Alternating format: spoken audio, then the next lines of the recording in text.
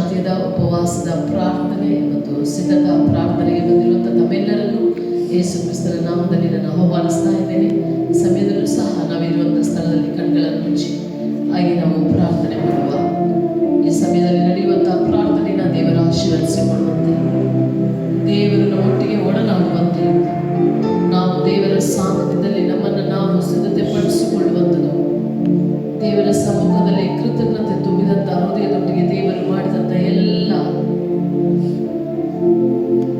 ಉಳಿತಾದ ಕಾರ್ಯಗಳು, ಅದ್ಭುತವಾದ ಕಾರ್ಯಗಳನ್ನು ನೆನೆಸಿ ದೇವರಿಗೆ ಸ್ತೋತ್ರಗಳನ್ನು ಸಲ್ಲಿಸುವಂಥ ಈ ಸಮಯವನ್ನು ದೇವರು ಆಶೀರ್ವದಿಸಿಕೊಳ್ಳುವಂತೆ, ಹಾಗೆ ನಾವೆಲ್ಲರೂ ಕಣ್ಗಳನ್ನು ಮುಚ್ಚಿಯಾಗಿ ನಾವು ಪ್ರಾರ್ಥನೆ ಮಾಡುವ. ಸೇನಾಧೀಶ್ವರನಾದ ಕರ್ತನೇ, ನಿಮಗೆ ಸ್ತೋತ್ರ ಅಪ್ಪ. ಇರುವಾತನು, ಇದ್ದಾತನು, ಬರುವಾತನು ಆಗಿರುವಾತನು, ನಮ್ಮನ್ನು ಯಾವಾಗಲೂ ನೆನೆಸುವಾತನು, ಒಮ್ಮೆಯೂ ನಮ್ಮನ್ನು ಒಬ್ಬಂಟಿಗರಾಗಿ ಬಿಡದೆ ಅಪ್ಪ, ನಾವು ಕೊರತೆಯಲ್ಲಿಯೂ ಅಪ್ಪ ನಾವು ಯಾವುದೊಂದು ಕಾರ್ಯಕ್ಕೂ ತವಕಿಸದ ಹಾಗೆ ನಮ್ಮನ್ನು ಒಳಿತುಗಳಿಂದಲೂ ಅದ್ಭುತಗಳಿಂದಲೂ ಅಪ್ಪ ಅನುಭವಿಸುವಂತೆ, ನಿಮ್ಮನ್ನು ರುಚಿ ನೋಡುವಂತೆ ಅಪ್ಪ ಒಂದೊಂದು ದಿವಸ ನಮ್ಮನ್ನು ನಡೆಸಿ ಬಂದಂಥ ನಿಮ್ಮ ತಂದೆ, ನಿಮಗೆ ಸ್ತೋತ್ರ ತಂದೆ. ನಿಮ್ಮ ಪ್ರೀತಿಯು ಅಪಾರ ತಂದೆ ಅಪ್ಪ, ನಿಮ್ಮ ಕರುಣೆಯು ಅಪ್ಪ ಏಳತೀರದಷ್ಟು ನಮ್ಮ ಮೇಲೆ ಇದ್ದಿದ್ದಲ್ಲ, ಅದಕ್ಕಾಗಿ ಸ್ತೋತ್ರ ಸ್ತೋತ್ರ ತಂದೆ, ಸ್ತೋತ್ರ ರಾಜ್ಯ, ಸ್ತೋತ್ರ ತಂದೆ. ನಮಗಸ್ನಾದಂಥ ತಂದೆಯಾಗಿದ್ದಾತನೇ ನಿಮಗೆ ಸ್ತೋತ್ರ ಅಪ್ಪ. ನಮ್ಮ ಪ್ರಾರ್ಥನೆಗಳಿಗೆ ಸದುತ್ತರವನ್ನು ಕೊಡುವಾತನಾಗಿದ್ದಾತನೇ ನಿಮಗೆ ಸ್ತೋತ್ರ. ಎಲ್ಲ ಸಮಯಗಳಲ್ಲೂ ಆಲೋಚನೆಯನ್ನು ಕೊಡುವಾತನಾಗಿದ್ದಾತನೇ ನಿಮಗೆ ಸ್ತೋತ್ರ ತಂದೆ, ನಿಮಗೆ ಸ್ತೋತ್ರ ರಾಜ್ಯ, ನಿಮಗೆ ಸ್ತೋತ್ರ ಅಪ್ಪ. ಮನಸ್ಸಿನಲ್ಲಿ ನೆನೆಸಿದಂಥದ್ದು ಅಪ್ಪ, ಪ್ರಾರ್ಥನೆಯಲ್ಲಿ ಹೇಳಿದಂಥದ್ದನ್ನು ಅಪ್ಪ ನಮಗೆ ಸದುತ್ತರವಾಗಿ ನಮಗೆ ಅನುಗ್ರಹಿಸಿದಾತನೇ ನಿಮಗೆ ಸ್ತೋತ್ರ ತಂದೆ, ಸ್ತೋತ್ರ ರಾಜ್ಯ. ಪರಲೋಕದಲ್ಲಿರುವಂಥ ಒಳ್ಳೆಯ ತಂದೆ, ನಿಮಗೆ ಸ್ತೋತ್ರ ರಾಜ್ಯ. ಈ ದಿನದಲ್ಲೂ ಸಹ ವರ್ಷದ ಅಂತ್ಯಕ್ಕೆ ನಾವು ಬಂದಿದ್ದೇವೆ ತಂದೆಯಪ್ಪ.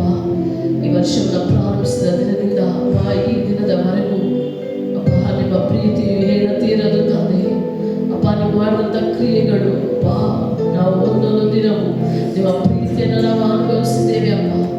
ನಿಮಗೆ ಮನಸ್ಫೂರ್ತಿಯಾಗಿ ಅಪ್ಪ, ಮನಪೂರ್ವಕವಾಗಿ ಕೃತಜ್ಞತೆಯನ್ನು ಸಲ್ಲಿಸ್ತಾ ಇದ್ದೇವೆ ತಂದೆ. ಈ ದಿನದಲ್ಲಿಯೂ ಸಹ ಅಪ್ಪ ನಿನ್ನ ಸನ್ನಿಧಾನದಲ್ಲಿ ಅಪ್ಪ ನಮ್ಮನ್ನು ನಾವು ಪರಿಶೋಧಿಸಿಕೊಳ್ಳಲು, ಪರೀಕ್ಷಿಸಿಕೊಳ್ಳಲು ಅಪ್ಪ, ಹೊಸ ವರ್ಷಕ್ಕೆ ನಮ್ಮನ್ನು ಸಿದ್ಧತೆ ಪಡಿಸಿಕೊಳ್ಳಲು ಅಪ್ಪ ನೀವು ಮಾಡುವಂಥ ಎಲ್ಲ ಒಳ್ಳೆಯ ಕಾರ್ಯಗಳಿಗಾಗಿ ಕೃತಜ್ಞತೆಯನ್ನು ಸಲ್ಲಿಸಲು ಬಂದಿರುವಂಥ ಈ ಸಮಯವನ್ನು ನೀವು ಆಶೀರ್ವದಿಸಿಕೊಡ್ರಿ ತಂದೆ. ಬಂದಿರುವಂಥ ಒಬ್ಬೊಬ್ಬರನ್ನು ನೀವು ಆಶೀರ್ವದಿಸಿರಿ, ಬರುತ್ತಿರುವಂಥ ಒಬ್ಬೊಬ್ಬರನ್ನು ನೀವು ಆಶೀರ್ವದಿಸಿರಿ. ತಕ್ಕ ಸಮಯಕ್ಕೆ ಬಂದು ಸೇರಲು ಸಹಾಯ ಮಾಡಿ. ಈ ಸಮಯ ನಮ್ಮ ಆತ್ಮಿಕ ಜೀವಿತದಲ್ಲಿ ಬಲ ಹೊಂದಲು ಅಪ್ಪ, ನಿಮ್ಮ ಸಾನ್ನಿಧ್ಯದಲ್ಲಿ ಅಪ್ಪ ಇನ್ನೂ ನಿಕಟವಾದ ಒಂದು ಸಂಬಂಧವನ್ನು ಬೆಳೆಸಿಕೊಳ್ಳಲು ಅದಕ್ಕೆ ತಡೆಯಾಗಿರುವಂತಹ ತಡೆಗಳನ್ನು ಅಪ್ಪ ನಮ್ಮನ್ನು ನಾವು ಪರೀಕ್ಷಿಸಿ ಅಪ್ಪ ನಾವು ತೆಗೆದುಹಾಕಲು ಅಪ್ಪ ಸಿದ್ಧತೆಗೊಳ್ಳಲು ನಮಗೆ ಸಹಾಯ ಮಾಡಿ. ಈ ಒಂದು ಪ್ರಾರ್ಥನೆಯ ಪ್ರಾರಂಭದಿಂದ ಅಂತ್ಯದವರೆಗೂ ಎಲ್ಲ ಭಾಗಗಳನ್ನು ನೀವು ಆಶೀರ್ವದಿಸಿಕೊಡ್ರಿ ಕರ್ತನೇ. ನೀವು ನಮ್ಮೊಟ್ಟಿಗೆ ಒಡನಾಡ್ರಿ. ನಿಮ್ಮ ಆಳ್ವಿಕೆಗೆ, ನಿಮ್ಮ ಮಾತೊಟ್ಟಿಗೆ ನಮ್ಮೆಲ್ಲರ ಆತ್ಮ ಪ್ರಾಣ ಶರೀರವನ್ನು ಒಪ್ಪಿಸಿಕೊಡ್ತೇವೆ ಅಪ್ಪ. ದೇವರ ಆತ್ಮನ ತಾನೇ ಆಳ್ವಿಕೆ ಮಾಡ್ರಿ. ಯೇಸುವಿನ ನಾಮದಲ್ಲಿ ಪ್ರಾರ್ಥಿಸ್ತೇವೆ ಒಳ್ಳೆಯ ತಂದೆ.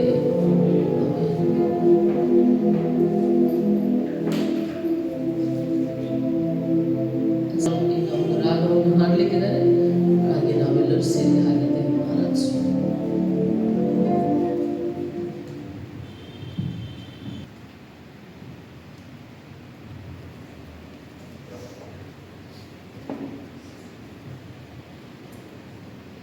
ನನ್ನ ಸಂತೋಷಕ್ಕೆ ಕಾರಣ ನೀವೇಸಯ್ಯ, ನೀವೇಸಯ್ಯ ನನ್ನ ಆಧಾರ ನೀನೇ.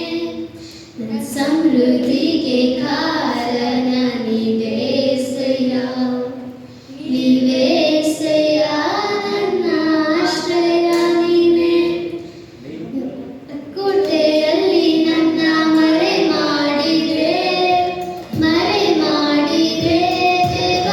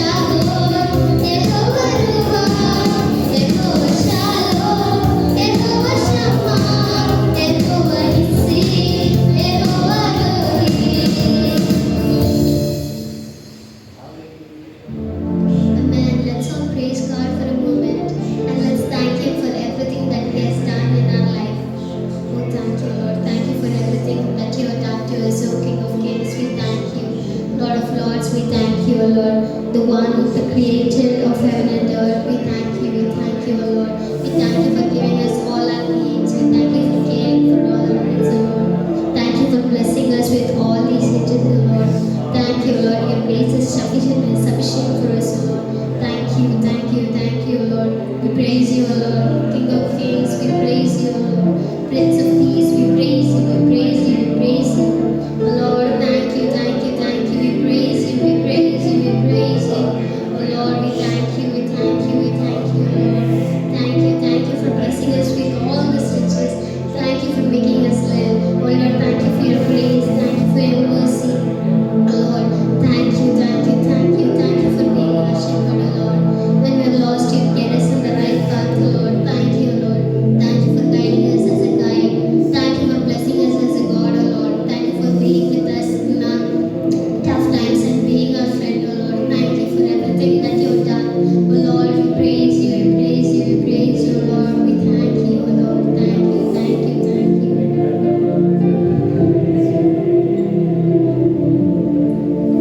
You are the word at the beginning. One with God, the Lord Most High. Your hidden glory in creation, now revealed in you are Christ. What a beautiful name it is! What a beautiful name it is!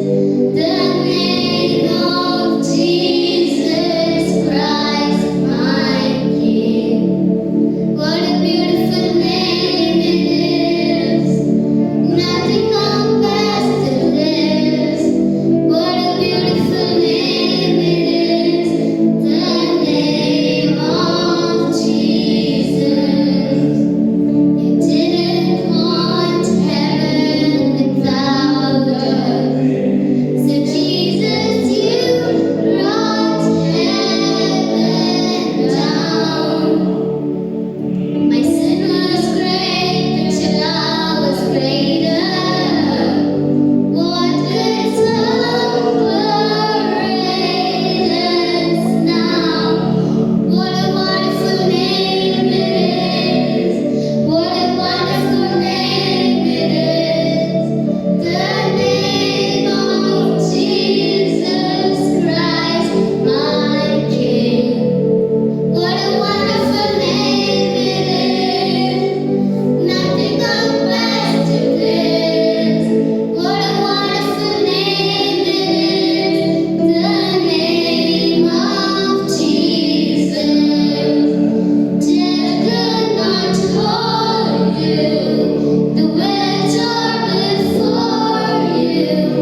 You silenced the woes of sin and grave. Yours is the kingdom, yours is the glory, yours is the name above all names. What a powerful name it is!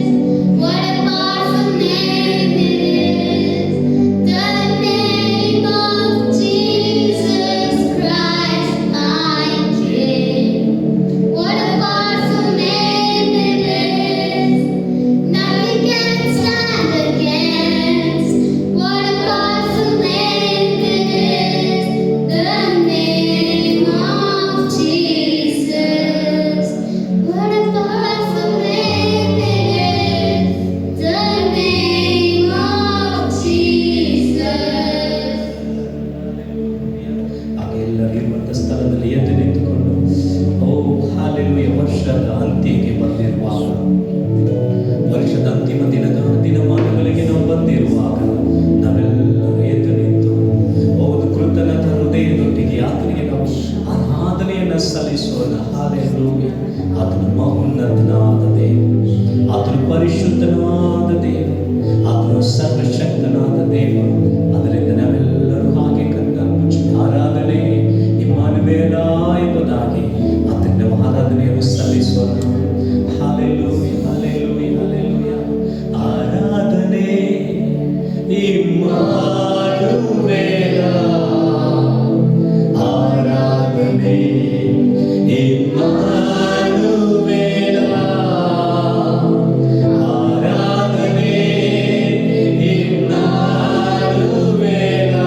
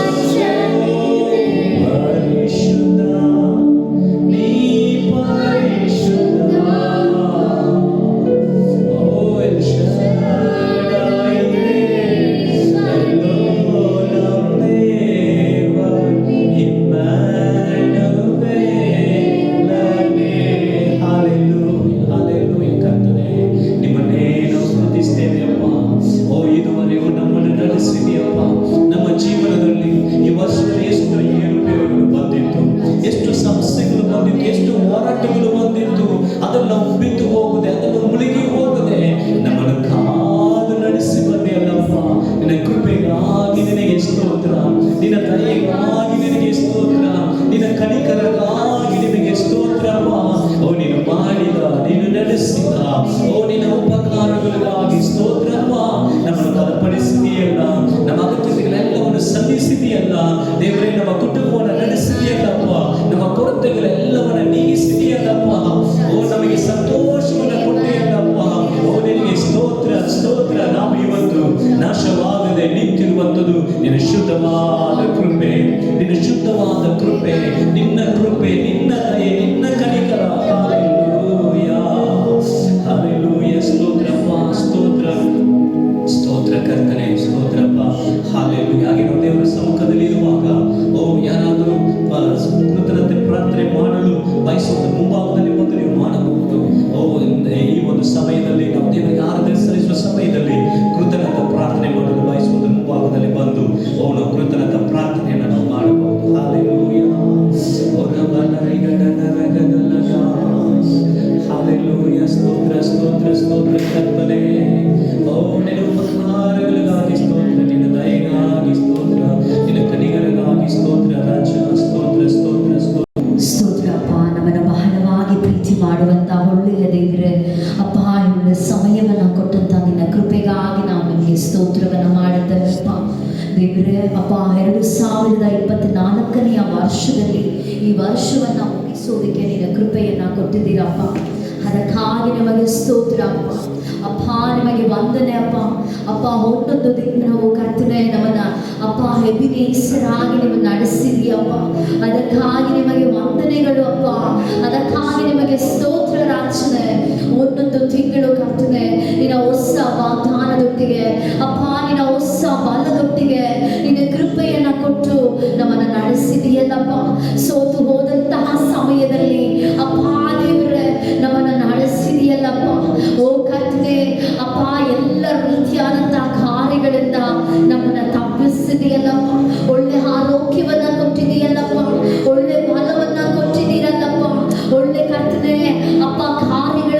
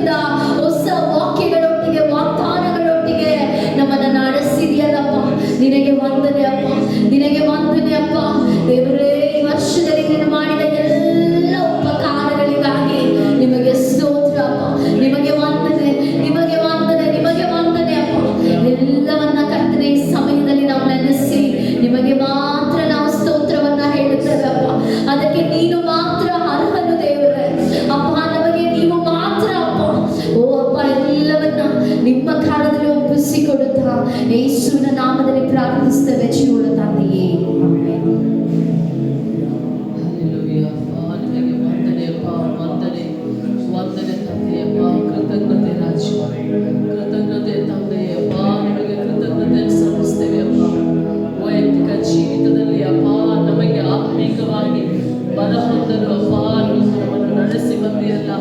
ವಾಕ್ಯದ ಮೂಲಕವಾಗಿ ನಮ್ಮೊಟ್ಟಿಗೆ ಮಾತನಾಡಿದಿರಲ್ಲ, ಅದಕ್ಕಾಗಿ ವಂದನೆ ಅಪ್ಪ. ಕೃತಜ್ಞತೆಗಳು ತಂದೆಯಪ್ಪ. ಕುಟುಂಬವನ್ನು ನಡೆಸಲು ಅಪ್ಪ ಸೇವೆಯ ಮಾರ್ಗದಲ್ಲಿ ಅಪ್ಪ ಒಳ್ಳೆಯ ಆಲೋಚನೆಕರ್ತನಾಗಿ ನಮ್ಮನ್ನು ನಡೆಸಿ ಬಂದಿರಲ್ಲ, ಅದಕ್ಕಾಗಿ ಸ್ತೋತ್ರ ತಂದೆಯೇ. ನಿಮಗೆ ವಂದನೆ ರಾಜ, ನಿಮಗೆ ವಂದನೆ. ಎಲ್ಲ ಪ್ರಯಾಣಗಳಲ್ಲೂ ನೀವು ಒಳ್ಳೆಯ ಸಂರಕ್ಷಕನಾಗಿದ್ದು ಅಪ್ಪ ಎಲ್ಲ ಕಾರ್ಯಗಳಿಂದ ಅಪ್ಪ ನಮ್ಮನ್ನು ತಪ್ಪಿಸಿ ಒಂದು ಒಳ್ಳೆಯ ಅಪ್ಪ ಸಂರಕ್ಷಣೆಯನ್ನು ಕೊಟ್ಟಿರಲ್ಲ, ಅದಕ್ಕಾಗಿ ಸ್ತೋತ್ರ ತಂದೆಯೇ. ಅಪ್ಪ ಆರೋಗ್ಯವನ್ನು ಕೊಟ್ಟಾಗ್ತಾನೆ ನಿಮಗೆ ಸ್ತೋತ್ರ ರಾಜ. ನಮಗಾಗಿ ಪ್ರಾರ್ಥನೆ ಮಾಡುವಂತ ಅಪ್ಪ ಅನೇಕರನ್ನ ಎಬ್ಬಿಸಿ ಅಪ್ಪ ನಮಗೆ ಪ್ರಾರ್ಥನೆ ಮಾಡಲು ಅಪ್ಪ ನೀವು ಎಬ್ಬಿಸಿದಂತ ಅಪ್ಪ ಕೃಪೆಗಾಗಿ ಸ್ತೋತ್ರ ತಂದೆಯೇ. ದೇವರಾತ್ಮನೇ ಸೇವೆಯಲ್ಲೂ ಅಪ್ಪ ನಮ್ಮ ಕುಟುಂಬಕ್ಕೆ ಸಹಾಯ ಮಾಡಲು ಅಪ್ಪ ನಮ್ಮ ಕುಟುಂಬಕ್ಕಾಗಿ ಅಪ್ಪ ಸಹಾಯಕವಾಗಿ ಪ್ರಾರ್ಥನೆ ಮಾಡುವುದರಲ್ಲೂ ಅಪ್ಪ ವೈಯಕ್ತಿಕವಾಗಿ ಪ್ರೋತ್ಸಾಹವನ್ನ ಮಾಡುವುದರಲ್ಲಿ ಅಪ್ಪ ಹಿತವನ್ನ ಬಯಸುವಂತವರನ್ನ ಎಬ್ಬಿಸಿ ಇಟ್ಟಿದ್ದೀರಲ್ಲ, ಅದಕ್ಕಾಗಿ ಸ್ತೋತ್ರ ತಂದೆಯೇ. ನಿಮಗೆ ವಂದನೆ ರಾಜ್ಯ, ನಿಮಗೆ ವಂದನೆ ಅಪ್ಪ. ನೀವು ಮಾಡಿದಂತ ಎಲ್ಲ ಒಳಿತಾದ ಕಾರ್ಯಗಳಿಗಾಗಿ ಕೋಟಿ ಸ್ತೋತ್ರ ಸಲ್ಲಿಸ್ತೇವೆ ತಂದೆಯೇ. ಮಕ್ಕಳಿಗಾಗಿ ಅಪ್ಪ ಕುಟುಂಬಕ್ಕಾಗಿ ಬೇಕಾದಂತ ಎಲ್ಲ ಅಗತ್ಯತೆಗಳನ್ನ ಪೂರೈಸುವಾತನಾಗಿದ್ದೀರಲ್ಲ, ಅದಕ್ಕಾಗಿ ಸ್ತೋತ್ರ ತಂದೆಯಪ್ಪ. ಸತ್ಯವೇದಗಳನ್ನ ಓದುವಂಥದ್ದು, ಪ್ರಾರ್ಥನೆಗಳನ್ನ ಮಾಡುವಂಥದ್ದು ಅಪ್ಪ ಎಲ್ಲ ಸಮಯಗಳಲ್ಲೂ ಅಪ್ಪ ನೀವು ವಾಕ್ಯದ ಮೂಲಕವಾಗಿ ಮಾತನಾಡಿದಿರಲ್ಲ, ಅದಕ್ಕಾಗಿ ಸ್ತೋತ್ರ ತಂದೆಯೇ. ಅಪ್ಪ ವಾಕ್ಯವನ್ನ ಅಪ್ಪ ಕೊಟ್ಟು ಅಪ್ಪ ನೀವು ನಮ್ಮನ್ನು ಬಲಪಡಿಸಲು ಅನೇಕರನ್ನ ನೀವು ಅಪ್ಪ ನಡೆಸಿದಿರಲ್ಲ, ಅದಕ್ಕಾಗಿ ಸ್ತೋತ್ರ ತಂದೆಯೇ. ನಿಮಗೆ ಸ್ತೋತ್ರ ಅಪ್ಪ. ಸಭೆಯಲ್ಲಿ ಅಪ್ಪ ಸೇವೆಯ ಮಾರ್ಗದಲ್ಲಿ ಸಹಾಯವಾಗಿ ಅಪ್ಪ ಒಳ್ಳೆಯ ಸೇವೆಯ ತಂಡವನ್ನ ಕೊಟ್ಟಿದ್ದೀರಲ್ಲ, ಅದಕ್ಕಾಗಿ ಸ್ತೋತ್ರ ತಂದೆಯಪ್ಪ. ಈ ವರ್ಷದಲ್ಲಿ ನಾನಾ ರೀತಿಯಾದ ಸೇವೆಗಳು ಅಪ್ಪ ಮಾಡಲು ಅಪ್ಪ ನಮಗೆ ಒಳ್ಳೆಯ ಅವಕಾಶವನ್ನ ಕೊಟ್ಟಿರಲ್ಲ, ಅದಕ್ಕಾಗಿ ಸ್ತೋತ್ರ ತಂದೆಯೇ. ನಿಮ್ಮನ್ನು ಕುರಿತಾಗಿ ಅನೇಕರಿಗೆ ಹೇಳಲು ಸಹಾಯ ಮಾಡಿದಿರಲ್ಲ, ಅದಕ್ಕಾಗಿ ಸ್ತೋತ್ರ ತಂದೆಯೇ. ನಿನ್ನ ಸಾನ್ನಿಧ್ಯದಲ್ಲಿ ಕುಳಿತುಕೊಳ್ಳಲು ಅಪ್ಪ ನಮಗೆ ಅಪ್ಪ ಬಲವನ್ನ ಕೊಟ್ಟಿರಲ್ಲ, ಅದಕ್ಕಾಗಿ ಸ್ತೋತ್ರ ತಂದೆಯೇ. ಅಪ್ಪ ಸುವಾರ್ತೆಯನ್ನು ಸಾರುವಂತ ಸೇವೆಯಲ್ಲಿಯೂ ಪ್ರಾರ್ಥನಾ ಸೇವೆಯಲ್ಲಿಯೂ ಅಪ್ಪ ನಾನಾ ಕಡೆ ಹೋಗುವಂಥದ್ದು ಬರುವಂಥದ್ರಲ್ಲೂ ಅಪ್ಪ ನೀವು ನಮ್ಮೊಟ್ಟಿಗೆ ಇದ್ದೀರಲ್ಲ, ಅದಕ್ಕಾಗಿ ಸ್ತೋತ್ರ ತಂದೆಯೇ. ಅಪ್ಪ ಅನೇಕರಿಗೆ ಆಲೋಚನೆಗಳನ್ನ ಹೇಳುವಂಥದ್ದು, ವಾಕ್ಯದ ಬೆಳಕನ್ನ ಕೊಟ್ಟಿರಲ್ಲ, ಅದಕ್ಕಾಗಿ ಸ್ತೋತ್ರ ತಂದೆಯೇ. ಸಭೆಗಳಂತ ಒಂದೊಂದು ಕುಟುಂಬಗಳನ್ನ ಸಂರಕ್ಷಿಸಿದಿರಲ್ಲ, ಅದಕ್ಕಾಗಿ ಸ್ತೋತ್ರ ತಂದೆಯೇ. ಅಪ್ಪ ದೇವರಾತ್ಮನು ತಾನೇ ಒಂದೊಂದನ್ನು ಅಪ್ಪ ಒಬ್ಬೊಬ್ಬರನ್ನು ಅಪ್ಪ ಆ ಸಮಯಗಳಲ್ಲಿ ತಕ್ಕ ರೀತಿಯಲ್ಲಿ ಅದ್ಭುತಗಳನ್ನ ಮಾಡಿ ಅಪ್ಪ ನಿಮ್ಮ ಅಪ್ಪ ಪ್ರೀತಿಯನ್ನ ರುಚಿ ನೋಡಲು ಅಪ್ಪ ಅದ್ಭುತಗಳನ್ನ ಅನುಭವಿಸಲು ಆ ದಿನಮಾನಗಳಲ್ಲಿ ನಮ್ಮನ್ನು ನಡೆಸಿದಿರಲ್ಲ, ಅದಕ್ಕಾಗಿ ಸ್ತೋತ್ರ ತಂದೆಯೇ. ದಿನವನ್ನ ಪ್ರಾರಂಭಿಸುವಾಗ ಇದ್ದಂತ ಸವಾಲುಗಳಲ್ಲಿ ಅಪ್ಪ ಈ ವರ್ಷದ ಅಂತ್ಯದಲ್ಲಿ ಅಪ್ಪ ಅದ್ಭುತಗಳನ್ನ ಅನುಭವಿಸಿದವರಾಗಿ ಕೃತಜ್ಞತೆ ತುಂಬಿದಂತ ಹೃದಯದೊಟ್ಟಿಗೆ ದೇವರೇ ನಿಮಗೆ ಕೃತಜ್ಞತೆ ರಾಜ, ಕೃತಜ್ಞತೆ ತಂದೆಯಪ್ಪ. ನಾವು ಅಪ್ಪ ನಮಗಸ್ತರು ಇಲ್ಲದಾಗಿಯೋ ಅಪ್ಪ ನೀವು ನಮ್ಮನ್ನು ನಡೆಸಲು, ನಮ್ಮನ್ನು ಪ್ರೀತಿಸಲು ಅಪ್ಪ, ನಮ್ಮನ್ನು ಬಲಪಡಿಸಲು, ನಮ್ಮ ಅಗತ್ಯತೆಗಳನ್ನ ಪೂರೈಸಲು ಅಪ್ಪ ನೀವು ನಂಬಿಗಸ್ತನಾಗಿದ್ದೀರಲ್ಲ, ಅದಕ್ಕಾಗಿ ಸ್ತೋತ್ರ ತಂದೆ. ನಿಮ್ಮ ಕರೆಯುವಿಕೆಗಾಗಿ ಸ್ತೋತ್ರ ಅಪ್ಪ. ನಿಮ್ಮ ಅಪ್ಪ ಯೋಜನೆಗಳನ್ನ ನೆರವೇರಿಸುವ ಅಪ್ಪ ಅದರಲ್ಲಿ ಅಪ್ಪ ನಮ್ಮನ್ನ ಇಟ್ಟಿದ್ದೀರಲ್ಲ, ಅದಕ್ಕಾಗಿ ಸ್ತೋತ್ರ ತಂದೆ. ನಿಮಗೆ ವಂದನೆ ಅಪ್ಪ. ಯಾರೊಬ್ಬರು ನೆನೆಸದಾಗಿಯೂ ನಮ್ಮನ್ನು ಮರೆಯದಂತ ದೇವರು, ತಾಯಿಯ ಗರ್ಭದಲ್ಲಿ ರೂಪಿಸಿ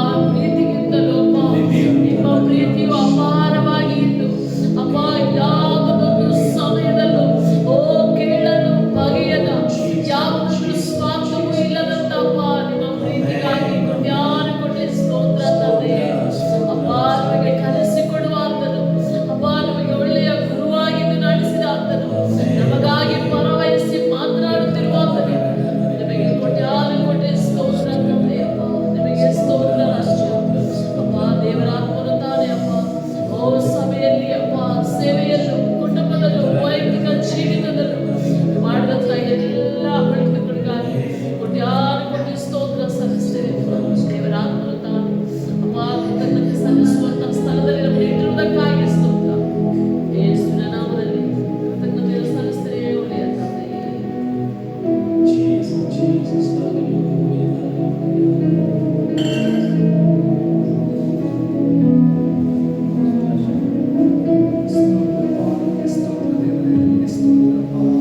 ಹೌದು ದೇವರೇ, ಅಪ್ಪ ನಮ್ಮನ್ನು ಒಂದು ವರ್ಷದಲ್ಲಿ ದೇವರೇ ಪ್ರಾರಂಭದಿಂದ ಅಂತ್ಯದವರೆಗೂ ದೇವರೇ ಅಪ್ಪ ನಮ್ಮನ್ನು ಎಲ್ಲ ಕಾರ್ಯಗಳನ್ನು ನಮ್ಮನ್ನು ಕಾಯುತ್ತಾ ನಮ್ಮನ್ನು ನಡೆಸುತ್ತಾ ಬಂದಿದ್ದೀರ. ಅದಕ್ಕಾಗಿ ವಂದನೆಗಳು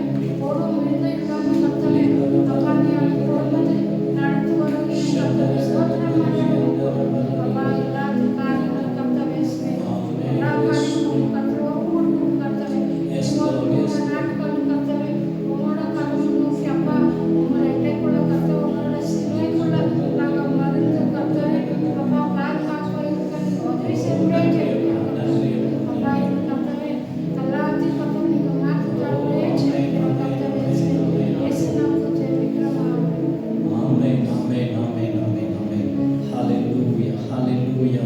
ಆಮೇಲೆ ನಾವು ಈ ರೀತಿಯಲ್ಲಿ ತುಂಬಾ ದೇವರು ಮಾಡಿದ ಉಪಕಾರಗಳು ನೆನೆಸುವಾಗ ನಾವು ಆತನಿಗೆ ಸ್ತೋತ್ರ ಸಲ್ಲಿಸ್ತಾನೆ ಹೋಗ್ತಾ ಇರ್ಬೋದು. ಯಾಕಂದ್ರೆ ಇಡೀ ವರ್ಷ ಪೂರ್ತಿಯಾಗಿ ದೇವರು ನಮ್ಮನ್ನು ನಡೆಸಿದ ನಾವೆಲ್ಲರೂ ಒಟ್ಟಾಗಿ ನಮ್ಮ ಬಲಗೈಯನ್ನು ಮೇಲೆ ಎತ್ತಿ ಹೇಳೋಣ, ಕರ್ತನೇ ಇದುವರೆಗೂ ನನ್ನನ್ನ, ನಮ್ಮ ಕುಟುಂಬವನ್ನ, ನಮ್ಮ ಸಭೆಯನ್ನ ನೀನು ನಡೆಸಿದ ಎಲ್ಲ ನಿನ್ನ ಕ್ರಿಯೆಗಳಿಗಾಗಿ ಕೃಪೆಗಾಗಿ ಸ್ತೋತ್ರಪ್ಪ. ಮಾಡಿದೆಲ್ಲ ನಿನ್ನ ಸಹಾಯಕ್ಕಾಗಿ ನಿನಗೆ ಸ್ತೋತ್ರ ಸ್ತೋತ್ರ ಸ್ತೋತ್ರ ಸ್ತೋತ್ರ. ನಿನಗೆಲ್ಲ ಘನತೆ, ನಿನಗೆಲ್ಲ ಮಹಿಮೆ, ನಿನಗೆಲ್ಲ ಸ್ತುತಿ ಸ್ತೋತ್ರಗಳನ್ನು ಸಲ್ಲಿಸ್ತೇವೆ ಯೇಸುವಿನ ನಾಮದಲ್ಲಿ ತಂದೆಯೇ. ಆಮೇನ್ ಆಮೇನ್ ಆಮೇನ್. ದಯವಿಟ್ಟು ಕುಳಿತುಕೊಳ್ಳೋಣ. ಆಮೇಲೆ ನಾವು ಈ ಒಂದು ವರ್ಷದಲ್ಲಿ ಈ ಒಂದು 3 ದಿನಗಳು ಬಹಳ ಮುಖ್ಯವಾದಂಥ ದಿನಗಳಾಗಿ ನಾವು ನೇಮಿಸ್ತೇವೆ. ಯಾಕಂದರೆ ಇಡೀ ವರ್ಷ ಪೂರ್ತಿಯಾಗಿ ನಾವು ನಮ್ಮ ಜೀವನದಲ್ಲಿ ಅನೇಕ ಕಾರ್ಯಗಳನ್ನು, ನಮ್ಮ ಕುಟುಂಬದಲ್ಲಿ, ಸಭೆಯಲ್ಲಿ ಅನೇಕ ಕಾರ್ಯಗಳನ್ನು ಮಾಡುತ್ತಾ ನಾವು ಬ್ಯುಸಿಯಾಗಿ ಇದ್ದಿರ್ತೇವೆ. ಆದರೆ ಈ ಒಂದು ದಿನದಲ್ಲಿ ನಾವು ದೇವರ ಸಮ್ಮುಖದಲ್ಲಿ ಇರುವುದಕ್ಕಾಗಿ ನಾವು ಈ ಒಂದು ಸಮಯಗಳನ್ನು ನಾವು ಆರಿಸಿಕೊಳ್ಳುತ್ತಾ ಇದ್ದೇವೆ.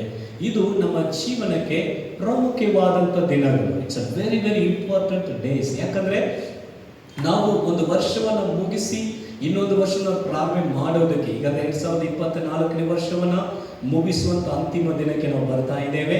ಇದನ್ನು ಮುಗಿಸಿ ನಾವು 2025ನೇ ವರ್ಷಕ್ಕೆ ನಾವು ಹೋಗಲಿದ್ದೇವೆ.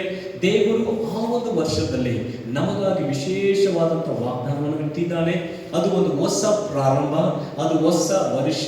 ಅದರಿಂದ ಅದಕ್ಕಾಗಿ ನಾವು ಅಲೆಯವರಾಗಿ ಹಾಗೆ ಹೋಗದೆ ನಾವು ನಮ್ಮನ್ನ ದೇವರ ಸಮ್ಮುಖದಲ್ಲಿ ಇದ್ದು ನಮ್ಮನ್ನ ಕೆಲವು ಕಾರ್ಯ ಸರಿಪಡಿಸಬೇಕಾಗಿರುವಂಥದ್ದು. ಈ ವರ್ಷದಲ್ಲಿ ಯಾವುದೆಲ್ಲ ನಾವು ನಮ್ಮ ಜೀವನವನ್ನ ಬೇಡದಿರುವ ರೀತಿಯಲ್ಲಿ ನಾವು ಕಳೆದಿದ್ದೇವೆ ಅದೆಲ್ಲ ಸ್ವಲ್ಪ ದೇವರ ಸಮ್ಮುಖದಲ್ಲಿ ಯೋಚಿಸಿ, ಅದೇ ರೀತಿಯಲ್ಲಿ ದೇವರು ಮಾಡಿದ ಉಪಕಾರಗಳೆಲ್ಲವನ್ನ ನಮ್ಮ ನೆನಪಿಗೆ ತಂದುಕೊಂಡು ಅದನ್ನು ಕೃತಜ್ಞತೆ ಸಲ್ಲಿಸಿ ನಾವು ನೂತನವಾದಂಥ ವರ್ಷಕ್ಕೆ ಹೋಗುವುದಾಗಿರುವಂಥ ಸಿದ್ಧತೆಯ ದಿನಗಳು. ಇದನ್ನು ವೈಯಕ್ತಿಕವಾಗಿ ಅನೇಕ ಸತಿ ಮಾಡೋಕ್ಕೆ ಆಗುವುದಿಲ್ಲ. ಯಾಕಂದರೆ ನಮಗೆ ಅನೇಕ ಜವಾಬ್ದಾರಿಗಳು ಇರುತ್ತದೆ, ಅನೇಕ ಕೆಲಸಗಳು ಇರುತ್ತದೆ. ಅದರಿಂದ ಈ ಒಂದು ಸಮಯ ದೇವರ ಸಮ್ಮುಖ ಎಂಬುದಾಗಿ ನಾವು ಸೇರಿ ಬರುವಾಗ ನಾವು ಸೇರಿ ಬಂದು ನಾವು ದೇವರ ಸಮ್ಮುಖದಲ್ಲಿ ಅನೇಕ ಕಾರ್ಯಗಳು ಮಾಡುತ್ತೇವೆ. ಇವತ್ತು ವಿಶೇಷವಾದಂಥ ಒಂದು ಕಾರ್ಯವನ್ನು ನಾವು ದೇವರ ವಾಕ್ಯದಿಂದ ಧ್ಯಾನ ಮಾಡಿ ನಂತರ ಮುಂದೆ ನಾಳೆಯೂ ಸಹ ನಮಗೆ ಹಗಲಿನಲ್ಲಿ ಪ್ರಾರ್ಥನೆ ಇರುತ್ತದೆ, ಬೆಳಗ್ಗೆ ಪ್ರಾರ್ಥನೆ, ಅದೇ ರೀತಿಯಲ್ಲಿ ಸಾಯಂಕಾಲವೂ ಈ ರೀತಿಯಲ್ಲಿ ಪ್ರಾರ್ಥನೆ ಇರುತ್ತದೆ. ನಾವು ಕೆಲಸಕ್ಕೆ ಹೋಗುವಂಥವರು, ಹಲವಾರು ಜವಾಬ್ದಾರಿ ಇರುವಂಥವ್ರು ಅದನ್ನು ಮುಗಿಸ್ಕೊಂಡು ಸಾಯಂಕಾಲ ಸಮಯ ಒದಗಿಸಿ ಬರ್ಬೋದು. ಬೆಳಗ್ಗೆ ಸಮಯ ಇರುವಂಥವ್ರು ಕೂಡ ಬೆಳಗ್ಗೆ ಕೂಡ ಪ್ರಾರ್ಥನೆಯಲ್ಲಿ ಬರ್ಬೋದು. ನಾವು ಸೇರಿ ಒಟ್ಟಾಗಿ ಸಭೆಯಾಗಿ ನಾವು ಹೋಗಲಿದ್ದೇವೆ. ಅದೇ ರೀತಿಯಲ್ಲಿ ಭಾನುವಾರ ನಮಗೆ ವಿಶೇಷವಾದಂಥ ಭಾನುವಾರ, ಯಾಕಂದರೆ ಅದು ಕೃತಜ್ಞತೆಯನ್ನು ಸಲ್ಲಿಸುವಂಥ ಒಂದು ಭಾನುವಾರವಾಗಿ ಅದು ಇರುತ್ತದೆ. ಅದನ್ನೆಲ್ಲರೂ ಸೇರಿ ದೇವರಿಗೆ ಕೃತಜ್ಞತೆ ಸಲ್ಲಿಸಿ ಒಟ್ಟಾಗಿ ನಾವು ಕರ್ತನ ಮೇಜೆಯೊಟ್ಟಿಗೆ ನಾವು ನೂತನ ವರ್ಷಕ್ಕಾಗಿ ನಾವು ಸಿದ್ಧವಾಗ್ತೇವೆ. ಆಮೇಲೆ ಇವತ್ತು ಸಂಕ್ಷಿಪ್ತವಾದಂಥ ಒಂದು ದೇವರ ವಾಕ್ಯವನ್ನು ಧ್ಯಾನ ಮಾಡಿ ಆ ವಾಕ್ಯಕ್ಕೆ ಅನುಸಾರವಾಗಿ ಒಪ್ಪಿಸಿಕೊಟ್ಟು ಪ್ರಾರ್ಥನೆ ಮಾಡೋಣ. ಒಂದು ವೇಳೆ ಈ ಒಂದು ಸಂದೇಶ ಒಂದು ವೇಳೆ ಇವತ್ತು ಮುಗಿಸ್ಲಿಕ್ಕಾಗಿಲ್ಲ ಅಂದರೂ ನಾವು ಮುಂದುವರೆದ ನಾಳೆ ದಿನದಲ್ಲಿ ಕೂಡ ಅದನ್ನು ನಾವು ಮುಂದುವರಿಬಹುದು. ಯಾಕಂದರೆ ಪ್ರಾಮುಖ್ಯವಾದಂಥ ಒಂದು ವಾಕ್ಯದ ಭಾಗ. ನಾವೆಲ್ಲ ನಮ್ಮ ಸತ್ಯವೇದವನ್ನು 1ನೇ ಕೊರಿಂಥದವರಿಗೆ ಬರೆದಂಥ ಪತ್ರಿಕೆ 11ನೇ ಅಧ್ಯಾಯ 31ನೇ ವಾಕ್ಯಕ್ಕೆ ತಿರುಗಿಸಿಕೊಂಡು ಆ ವಾಕ್ಯವನ್ನು ಯಾರು ಒಬ್ಬರು ಓದಬೇಕಾಗಿ ಕೇಳಿಕೊಳ್ತೇನೆ. 1ನೇ ಕೊರಿಂಥದವರಿಗೆ ಬರೆದಂಥ ಪತ್ರಿಕೆ 11ನೇ ಅಧ್ಯಾಯ 31ನೇ ವಾಕ್ಯ.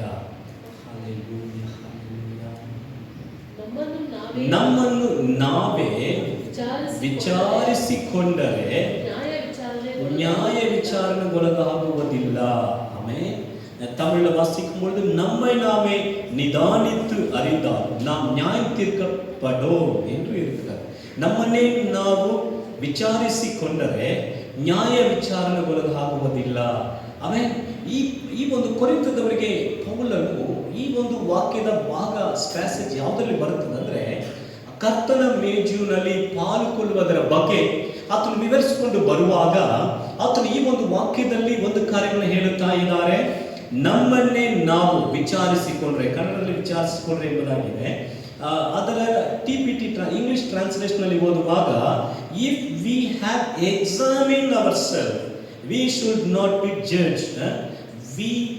If we have examined hour self, ನಮ್ಮನ್ನೇ ನಾವು ಪರೀಕ್ಷಿಸಿ ನೋಡ್ಕೊಂಡ್ರೆ, ಓಕೆ, ವಿಚಾರಿಸಿದ್ರು ಅದೇ ಅರ್ಥನೇ ಬರ್ತದೆ, ಬಟ್ ನಮ್ಮನ್ನೇ ನಾವು ಪರೀಕ್ಷಿಸಿ ನೋಡ್ಕೊಂಡ್ರೆ, ಹಾಗಾದ್ರೆ ಎಕ್ಸಾಮಿನ್ ಮಾಡ್ಕೊಂಡ್ರೆ, ನಮ್ಮನ್ನೇ ನಾವು ಟೆಸ್ಟ್ ಮಾಡ್ಕೊಂಡ್ರೆ ಅನ್ನುವಂಥ ಅರ್ಥದಲ್ಲಿ ಈ ಒಂದು ವಾಕ್ಯ ಬರುತ್ತಾ ಇದೆ. ಓಕೆ, ನಮ್ಮನ್ನು ನಾವು ಎಕ್ಸಾಮಿನ್ ಮಾಡ್ಕೊಂಡ್ರೆ, ಓಕೆ, ನಾವು ಅನೇಕ ಕಾರ್ಯಗಳನ್ನು ನಾವು ದಿನನಿತ್ಯನೂ ಮಾಡುತ್ತೇವೆ. Many things. ಬೆಳಗ್ಗೆಯಿಂದ ಸಾಯಂಕಾಲ ತನಕ ತುಂಬಾ ಕಾರ್ಯಗಳನ್ನು ಮಾಡ್ತೇವೆ. ಯಾವ್ಯಾವ ಕಾರ್ಯ ಮಾಡ್ತೇವೆ? ಒಂದು ಮಾತಾಡ್ತೇವೆ ಅಲ್ವಾ? ಬೆಳಗ್ಗೆಯಿಂದ ಸಾಯಂಕಾಲ ತನಕ ಕೆಲಸ, ನಿದ್ರೆಯಲ್ಲೂ ಕೂಡ ಕೆಲವರು ಏನ್ ಮಾಡ್ತೀವಿ? ಮಾತಾಡ್ತಾ ಇರ್ತೀವಿ. ಕನಸಿನಲ್ಲಿ ಕೂಡ ಮಾತಾಡ್ತೀವಿ. ಅದರಿಂದ ಬೆಳಗ್ಗೆಯಿಂದ ಈವನ್ ರಾತ್ರಿ ಕೂಡ 24 hours ಕೂಡ ಕೆಲವರು ಏನ್ ಮಾಡ್ತಾ ಇರ್ತಾರೆ? ಮಾತಾಡ್ತಾ ಇರ್ತಾರೆ ಅಲ್ವಾ? ಅದೇ ರೀತಿಯಲ್ಲಿ ನಾವು ಎಚ್ಚರವಾಗಿರುವಾಗ, ಹೊರಗಡೆ ಹೋಗುವಾಗ ಬರುವಾಗ ನಮ್ಮ ಕಣ್ಣುಗಳು ಏನಾಗ್ತಾ ಇರ್ತದೆ? ನೋಡ್ತಾ ಇರ್ತದೆ. We are use our eyes. ನಾವು ನಮ್ಮ ಕಣ್ಣುಗಳನ್ನ ನೋಡ್ತಾ ಇರ್ತೇವೆ. ನಮ್ಮ ಚಿಂತೆ, ನಮ್ಮ ಒಂದು ಯೋಜನೆಗಳು ಏನಾಗ್ತಾ ಇರ್ತದೆ? ಯೋಜನೆ ಮಾಡ್ತಾ ಇರ್ತದೆ. ಅದೇ ರೀತಿಯಲ್ಲಿ ನಾವು ಮಾಡುವಂತ ಆಲೋಚನೆ, ಈ ರೀತಿಯಲ್ಲಿ ಅನೇಕ ಕಾರ್ಯಗಳನ್ನ we are use every day, ಇಲ್ಲ ಪ್ರತಿದಿನ. ಅದಿಲ್ಲದೆ ನಾವು ಪ್ರತಿದಿನ ಒಂದನ್ನು ಉಪಯೋಗಿಸ್ತೇವೆ. ಯಾವುದನ್ನು ಉಪಯೋಗಿಸ್ತೇವೆ? ಪ್ರತಿದಿನ ಒಂದನ್ನ, ಮೊಬೈಲ್, ಸೆಲ್ ಫೋನ್ ಅಲ್ವಾ? ಎವ್ರಿ ಡೇ ಅಲ್ವಾ? ಈಗ ಮೊಬೈಲ್ ಫೋನ್, ಸೆಲ್ ಫೋನ್ ಹೇಗಾಗ್ಬಿಟ್ಟಿದೆ ಅಂದ್ರೆ ನಮ್ಮ ಒಂದು ಒಡ ಹುಟ್ಟಿದವರ ತರ ಆಗ್ಬಿಟ್ಟಿದೆ. ಒಡ ಹುಟ್ಟಿದವ್ರ ದೂರ ಹೋಗ್ಬಿಡ್ತಾರೆ. ನಮ್ಮ ಜೊತೆಗೆ ಸೇರಿ ಬಂದ ಒಂದು ಅಂಗ ತರ ಆಗ್ಬಿಟ್ಟಿದೆ ಇಲ್ವಾ? ಎಲ್ಲಿಗೆ ಹೋದ್ರು ಕೂಡ ಮೊಬೈಲ್ ಇಲ್ಲ ಅಂದ್ರೆ ನಮ್ಗೆ ಏನಾಗ್ಬಿಡ್ತದೆ? ಏನೋ ಒಂದು ನಡುಕ, ಏನೋ ಒಂದು ತಪ್ಪಿಸ್ಕೊಂಡೆ. ಒಂದು ವೇಳೆ ಮೊಬೈಲ್ನ ಮನೆಗೆ ಬಿಟ್ಟು ನಾವು ಹೊರಗಡೆ ಬಂದ್ಬಿಟ್ರೆ ಅಪ್ಪ ಟೆನ್ಷನ್, ಬೆವರು ತೋಗ್ಬಿಡುತ್ತೆ. ಅಯ್ಯೋ ಮೊಬೈಲ್ ಮಿಸ್ ಆಗ್ಬಿಟ್ಟು ಹೇಗೆ ಅಂತ ಕೆಲವರೆಲ್ಲ ನಿಲ್ಲಿಸಿ ತಿರುಗಾ ಹೋಗಿ, ಈ ಅವಸರ ಇದ್ರೂ ಕೂಡ ಮೊಬೈಲ್ ಅದನ್ನ ಮಿಸ್ ಮಾಡಕ್ಕೆ. ಹಾಗಾದ್ರೆ every day we are using. ಬೆಳಗ್ಗೆ ಎದ್ದು ಕಣ್ಣನ್ನು ತೆರೆಯುವಾಗಲೇ ಫಸ್ಟ್ ಮೊಬೈಲಲ್ಲಿ ನಮ್ಮ ದಿನವನ್ನು ಪ್ರಾರಂಭ ಮಾಡ್ತೇವೆ. ಯಾಕಂದ್ರೆ ಈಗ ಏನಾಗ್ಬಿಟ್ಟಿದೆ ಅಂದ್ರೆ ಇದು ಸಾಮಾನ್ಯವಾಗ್ಬಿಟ್ಟಿದೆ.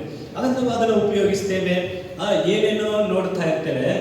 ಕೆಲವರೆಲ್ಲ ಬೆಳಗ್ಗೆ ರೀಲ್ಸ್ ಸ್ಟಾರ್ಟ್ ಮಾಡ್ಬಿಡ್ತಾರೆ ನೋಡೋಕೆ ಅಲ್ವಾ? ಈಗ ಸ್ಪಿರಿಚುವಲ್ ರೀಲ್ಸ್ ಅಂತ ಕೆಲವರೆಲ್ಲ ಸ್ಪಿರಿಚುವಲ್ ರೀಲ್ಸ್ ಅಂತ ಸ್ಟಾರ್ಟ್ ಮಾಡಿ ಅದು ಹಾಗೆ ಸ್ಟೆಪ್ ಬೈ ಸ್ಟೆಪ್ ಲೋಕಕ್ಕೆ ಹೋಗ್ಬಿಡ್ತದೆ ಅಲ್ವಾ? ನಾವು ನೋಡುವಂತ ಒಂದೇ ರೀಲ್ಸ್ ಕಂಟಿನ್ಯೂಟಿ ಬರುವುದಿಲ್ಲ. ನಂತರ ಅದಕ್ಕೆ ರಿಲೇಟೆಡ್ ಆಗಿರುವಂತ ಎಲ್ಲವೂ ಕೂಡ ಬರ್ತದೆ. ಅದು ಲೋಕದ ಕಾರ್ಯವಾಗಿರ್ಬೋದು, ಎಲ್ಲ ಹಾಗೇನೆ. ನಾವು ಯೂಟ್ಯೂಬ್ನಲ್ಲಿ ಮೆಸೇಜ್ ನೋಡಿದ್ರು, ಫೇಸ್ಬುಕ್ನಲ್ಲಿ ಯಾವ್ದಾದ್ರು ಸರ್ಚ್ ಮಾಡಿದ್ರು, ಅಥವಾ ಆನ್ಲೈನ್ ಯಾವ್ದಾದ್ರು ಒಂದು ಸರ್ಚ್ ಮಾಡಿದ್ರು ಕೂಡ ಲಿಂಕ್ ಬೈ ಲಿಂಕ್ ಏನೋ ಒಂದು ಬರ್ತಾ ಇದೆ. ಅಂದ್ರೆ ಇದನ್ನು ಬಳಸ್ತೇವೆ. We are using this all things. ನಾವು ಎಲ್ಲ ಈ ಕಾರ್ಯಗಳೆಲ್ಲ ಪ್ರತಿದಿನ ಉಪಯೋಗಿಸ್ತೇವೆ ಅಲ್ವಾ? ಈಗ ನಮ್ಮಿಂದ ಮೊಬೈಲ್ ಅನ್ನು ದೂರ ಮಾಡಕ್ಕೆ ಆಗುವುದಿಲ್ಲ, ಆ ರೀತಿಯಲ್ಲಿ ಆಗ್ಬಿಟ್ಟಿದೆ. ಆದ್ರೆ ಈ ಒಂದು ಸಮಯಗಳಲ್ಲಿ ಇದನ್ನು ಮಾಡುವಾಗ ನಮ್ಮ ಮಾತಿನಲ್ಲಿ ಅಥವಾ ನಮ್ಮ ದೃಷ್ಟಿನಲ್ಲಿ ನಾವು ನೋಡುವಂತ ಕಾರ್ಯಗಳಲ್ಲಿ ದೇವರನ್ನು ಮೆಚ್ಚಿಸುವ ಕಾರ್ಯ ಇದೆಯಾ ಅನ್ನೋದನ್ನ ಎಕ್ಸಾಮಿನ್ ಅವರ್ ಸೆಲ್ಫ್. ನಮ್ಮನ್ನೇ ನಾವು ಏನ್ ಮಾಡಬೇಕು? ಪರೀಕ್ಷಿಸಬೇಕು. ನಮ್ಮ ಮಾತು, ವಿ ಹ್ಯಾವ್ ಟು ಎಕ್ಸಾಮಿನ್. ನಮ್ಮ ಒಂದು ಬಾಯಿಯ ಮಾತುಗಳು ಮುಖ್ಯವಾದದ್ದನ್ನು ಎಕ್ಸಾಮಿನ್ ಮಾಡಬೇಕು. ನಾವು ನೋಡುವಂತ ಕಾರ್ಯಗಳು ಎಕ್ಸಾಮಿನ್ ಮಾಡಬೇಕು. ಯಾಕಂದ್ರೆ ನೋಡುವಂಥದ್ದು ಹಾಗೆ ಕಂಟ್ರೋಲ್ ಇದ್ರೆ ಪರವಾಗಿಲ್ಲ. ಕೆಲವು ಸತಿ ಬೆಳಗ್ಗೆ ಮೊಬೈಲ್ ಸ್ಟಾರ್ಟ್ ಮಾಡಿದ್ರೆ ಈವನ್ ಬೆಳಗ್ಗೆಯಿಂದ ಹಲ್ಲು ಉಜ್ಜಿದೆ 11-12 ಗಂಟೆ ತನಕ ಬಿಸಿ ಅನ್ಕೊಂಡಿರ್ತಾರೆ. ಏನಂತ ನೋಡಿದ್ರೆ ಮೊಬೈಲ್ ನೋಡ್ತಾ ಇರ್ತಾರೆ. ಏನಪ್ಪ ಮೊಬೈಲಲ್ಲಿ ಕೆಲಸ ಏನೋ ಗೊತ್ತಿಲ್ಲ, ಏನೋ ಒಂದು ನೋಡ್ತಾ ಇರೋದು, ಹಂಗೆ ನೆಕ್ಸ್ಟ್. ಯಾಕಂದ್ರೆ ಅದು ಒಂಥರ ಒಂದು ಸ್ಕ್ರೀನ್ ನಮ್ಮನ್ನ ಏನು ಮಾಡ್ಬಿಡ್ತದೆ? ಅಡಿಕ್ಟ್ ಮಾಡ್ಬಿಟ್ಟಿರ್ತದೆ ಅನೇಕರಿಗೆ. ಆದರೆ ಅದರಲ್ಲಿ ನೋಡುವಂಥದ್ದು ತಪ್ಪು ಅಂತ ಇಲ್ಲ. ಆದರೆ ಅದರಲ್ಲಿ ನಾವು ಕಲಿಯುವಂಥ ಸಮಯ ಫ್ರೂಟ್ಫುಲ್ ಆಗಿದೆಯಾ, ಅದೇ ರೀತಿಯಲ್ಲಿ ನಾವು ನೋಡಿದಲ್ಲ ಸರಿಯಾಗಿದೆಯಾ ಅಂತ ಕೆಲವು ತರ ಏನ್ ಮಾಡ್ಬೇಕಂದ್ರೆ we have to examine our self. ನಮ್ಮನ್ನೇ ನಾವು ಪರೀಕ್ಷಿಸಬೇಕು. ಇದನ್ನೇ ಪೌಲನು ಹೇಳುತ್ತಾನೆ, ನಮ್ಮನ್ನು ನಾವೇ ವಿಚಾರಿಸಿಕೊಂಡರೆ, ನಮ್ಮನ್ನೇ ನಾವೇ ಎಕ್ಸಾಮಿನ್ ಮಾಡಿಕೊಂಡ್ರೆ, ನಮ್ಮನ್ನೇ ನಾವು ಎಕ್ಸಾಮಿನ್ ಮಾಡ್ಕೊಂಡು. ಪ್ರವಾದನೆ ಗ್ರಂಥದಲ್ಲಿ, ಸೆಫಾನಿಯ ಪ್ರವಾದನೆ ಗ್ರಂಥದಲ್ಲಿ 2ನೇ ಅಧ್ಯಾಯ 2ನೇ ವಾಕ್ಯವನ್ನು ಓದುವಾಗ ನನಗೆ ಅದು ಕನ್ನಡದಲ್ಲಿ ಸರಿಯಾಗಿ ಅರ್ಥ ಆಗ್ತಾ ಇಲ್ಲ. ಸೆಫಾನಿಯ 2ನೇ ವಾಕ್ಯ, ಅದನ್ನ ಕಾಲವು ಒಟ್ಟಿನಂತೆ ಹಾರಿ ಹೋಗುತ್ತದಲ್ಲ. ಒಂದು ಮುಖ್ಯವಾದಂತ ಒಂದು ಪ್ರವಾದನೆ ಮಾತನ್ನು ಹೇಳ್ತಾರೆ. ಸೆಫಾನಿಯ ಈ ಪದವನ್ನು ಹೇಳುತ್ತಾರೆ. ಇದನ್ನು ತಮಿಳಿನಲ್ಲಿ ನಾವು ಓದುವಾಗ நீங்கள் உங்களை ஊய்த்து ஆராய்ந்து சோதியுங்கள். ನಿಮ್ಮನ್ನು, ಅದನ್ನು ನನಗೆ ಕನ್ನಡದಲ್ಲಿ ಹೇಳ್ತೇನೆ, ನಿಮ್ಮನ್ನು ನೀವು ಅದನ್ನ ಫುಲ್ ಆಗಿ ಗಮನವನ್ನು ಸಲ್ಲಿಸಿ, ಅದರ ಮೇಲೆ ನಿಮ್ಮ ಸಂಪೂರ್ಣ ಗಮನವನ್ನು ಇಟ್ಟು ಅದನ್ನ ಪರಿಶೋಧಿಸಿರಿ ಅನ್ನುವಂತ ಅರ್ಥದಲ್ಲಿ ಆ ವಾಕ್ಯ ಬರ್ತಾ ಇದೆ. ನಾವು ಕನ್ನಡದಲ್ಲಿ ಅದನ್ನು ಅರ್ಥ ಮಾಡಿಕೊಳ್ಬೇಕಂದ್ರೆ 1ನೇ 2ನೇ 3ನೇ 3 ವಾಕ್ಯಗಳನ್ನು ಓದಿದ್ರೆ ನಮಗೇನಾಗ್ತದೆ? ಅರ್ಥವಾಗ್ತದೆ. ಕನ್ನಡದಲ್ಲಿ ಅದನ್ನು ಓದೋಣ. 1, 2, 3. ಓಕೆ, ಸೆಫಾನಿಯ 2 1ನೇ ವಾಕ್ಯದಿಂದ 3ನೇ ವಾಕ್ಯದವರೆಗೆ ಓದೋಣ. ನಾಚಿಕೆಗೆ ತೀರ್ಪು ಫಲಿಸುವುದರೊಳಗೆ ಯೆಹೋವನ ಉಗ್ರ ಕೋಪವು ಬರೋದಕ್ಕೆ ಮುಂಚೆ ಮುಂಚೆ ಯೆಹೋವನ ಸಿಟ್ಟಿನ ದಿನವು ನಿಮ್ಮನ್ನು ಮುಟ್ಟುವುದಕ್ಕೆ ಮೊದಲು ಸೇರಿ ಬನ್ನಿರಿ, ಕೂಡಿಕೊಳ್ಳಿರಿ, ಕಾಲವು ಒಟ್ಟಿನಂತೆ ಹಾರಿ ಹೋಗುತ್ತಿದೆಯಲ್ಲ.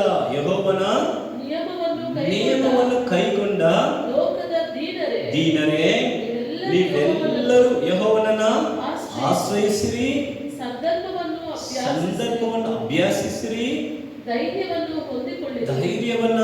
ಏನ್ ಮಾಡ್ರಿ, ಧೈರ್ಯವನ್ನು ಹೊಂದಿಕೊಳ್ಳಿರಿ. ಒಂದು ವೇಳೆ ಮರೆಯಾಗುವಿರಿ.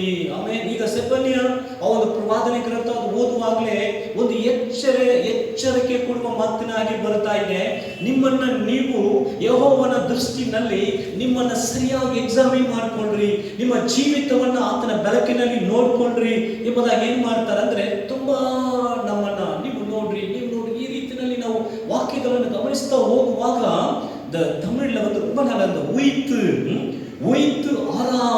ಆರಾಯ್ದು ಉಯಿತು ಅನ್ನುವಂಥ ಆ ಒಂದು ವಾಕ್ಯ ಅದು ಒಂದು ಆಕ್ಚುಲಿ ಓಲ್ಡ್ ಹಳೆಯ ಒಂದು ವಾಕ್ಯ. ಅದು ಏನಂದ್ರೆ, ಅದು ಮೇಲೆ ತುಂಬಾ ಗಮನ ಸಲ್ಲಿಸಿ, ಅಂದ್ರೆ ಕಣ್ಣಿಗೆ ಎಣ್ಣೆ ಹಾಕೊಂಡು ನೋಡಿ ಅನ್ನೋ ತರ ಹೇಳ್ತಾರಲ್ಲ, ಆ ರೀತಿ ಅದನ್ನ ಗಮನವಾಗಿ ನೋಡಿ, ಅದನ್ನ ಏನ್ ಮಾಡಿ, ಎಕ್ಸಾಮಿನ್ ಮಾಡಿ. ಆಮೇಲೆ ನೋಡ್ರಿ, ವಾಕ್ಯ ಏನ್ ಹೇಳ್ತಾ ಇದೆ ಅಂದ್ರೆ, ನಮ್ಮ ಮೇಲೆ ನಾವು ಗಮನ ಸಲ್ಲಿಸಬೇಕು, ನಮ್ಮ ಮಾತಿನ ಮೇಲೆ, ಓಕೆ, ನಮ್ಮ ಒಂದು ಕ್ರಿಯೆಯ ಮೇಲೆ, ನಾವು ನೋಡುವಂತ ದಿನನಿತ್ಯದ ಮಾಡುವಂತ ಕೆಲಸದ ಮೇಲೆ ಗಮನ ಸಲ್ಲಿಸಿರಿ.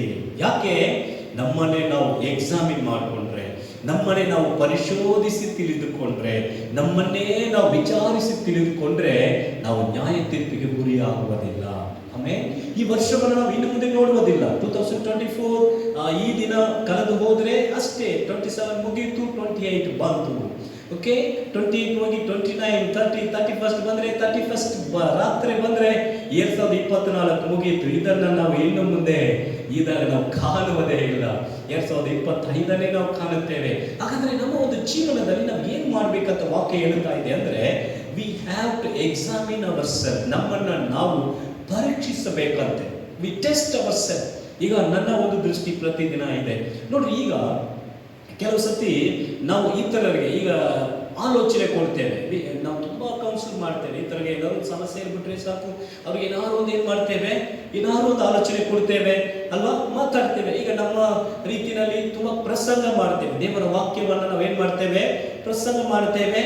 ಆದ್ರೆ ಅದನ್ನ ನಾವು ಹೇಳುವಾಗ ಎಲ್ಲ ಅವರ ದೃಷ್ಟಿನಲ್ಲಿ ಕೆಲವು ಸತಿ ನಾವು ಹೇಗೆ ಹೇಳ್ತೀವಿ ಅಂದ್ರೆ, ನಾವು ನ್ಯಾಯವಾಗಿದ್ದೇವೆ, ವಿ ಆರ್ ರೈಚಸ್. ಕೆಲವು ಸತಿ ಎಲ್ಲ ಕೆಲವರೆಲ್ಲ ಒಂದು ತಪ್ಪು ಮಾಡಿ ಏನಾದ್ರು ಒಂದು ಸಮಸ್ಯೆ ಸಿಕ್ಕೊಂಡು ಬರುವಾಗ ನಾವೆಲ್ಲ ಏನೋ ತಪ್ಪೇ ಮಾಡಿಲ್ಲ, ದೊಡ್ಡವರು ಅನ್ನೋ ತರ ಏನ್ ಮಾಡ್ತೀವಿ ಅಂದ್ರೆ, ಅವ್ರಿಗೆ ಏನ್ ಮಾಡ್ತೀವಿ, ಆಲೋಚನೆ ಕೊಡ್ತೀವಿ. ಆದ್ರೆ ದೇವರ ದೃಷ್ಟಿಯಲ್ಲಿ ನೋಡುವಾಗ ಹಾಗೆ ನಾವು ಇದ್ದಿರೋದಿಲ್ಲ ಅಲ್ವಾ, ದೇವರ ದೃಷ್ಟಿಯಲ್ಲಿ ನೋಡುವಾಗ ಆ ರೀತಿಯಲ್ಲಿ ಇದ್ದಿರುವುದಿಲ್ಲ.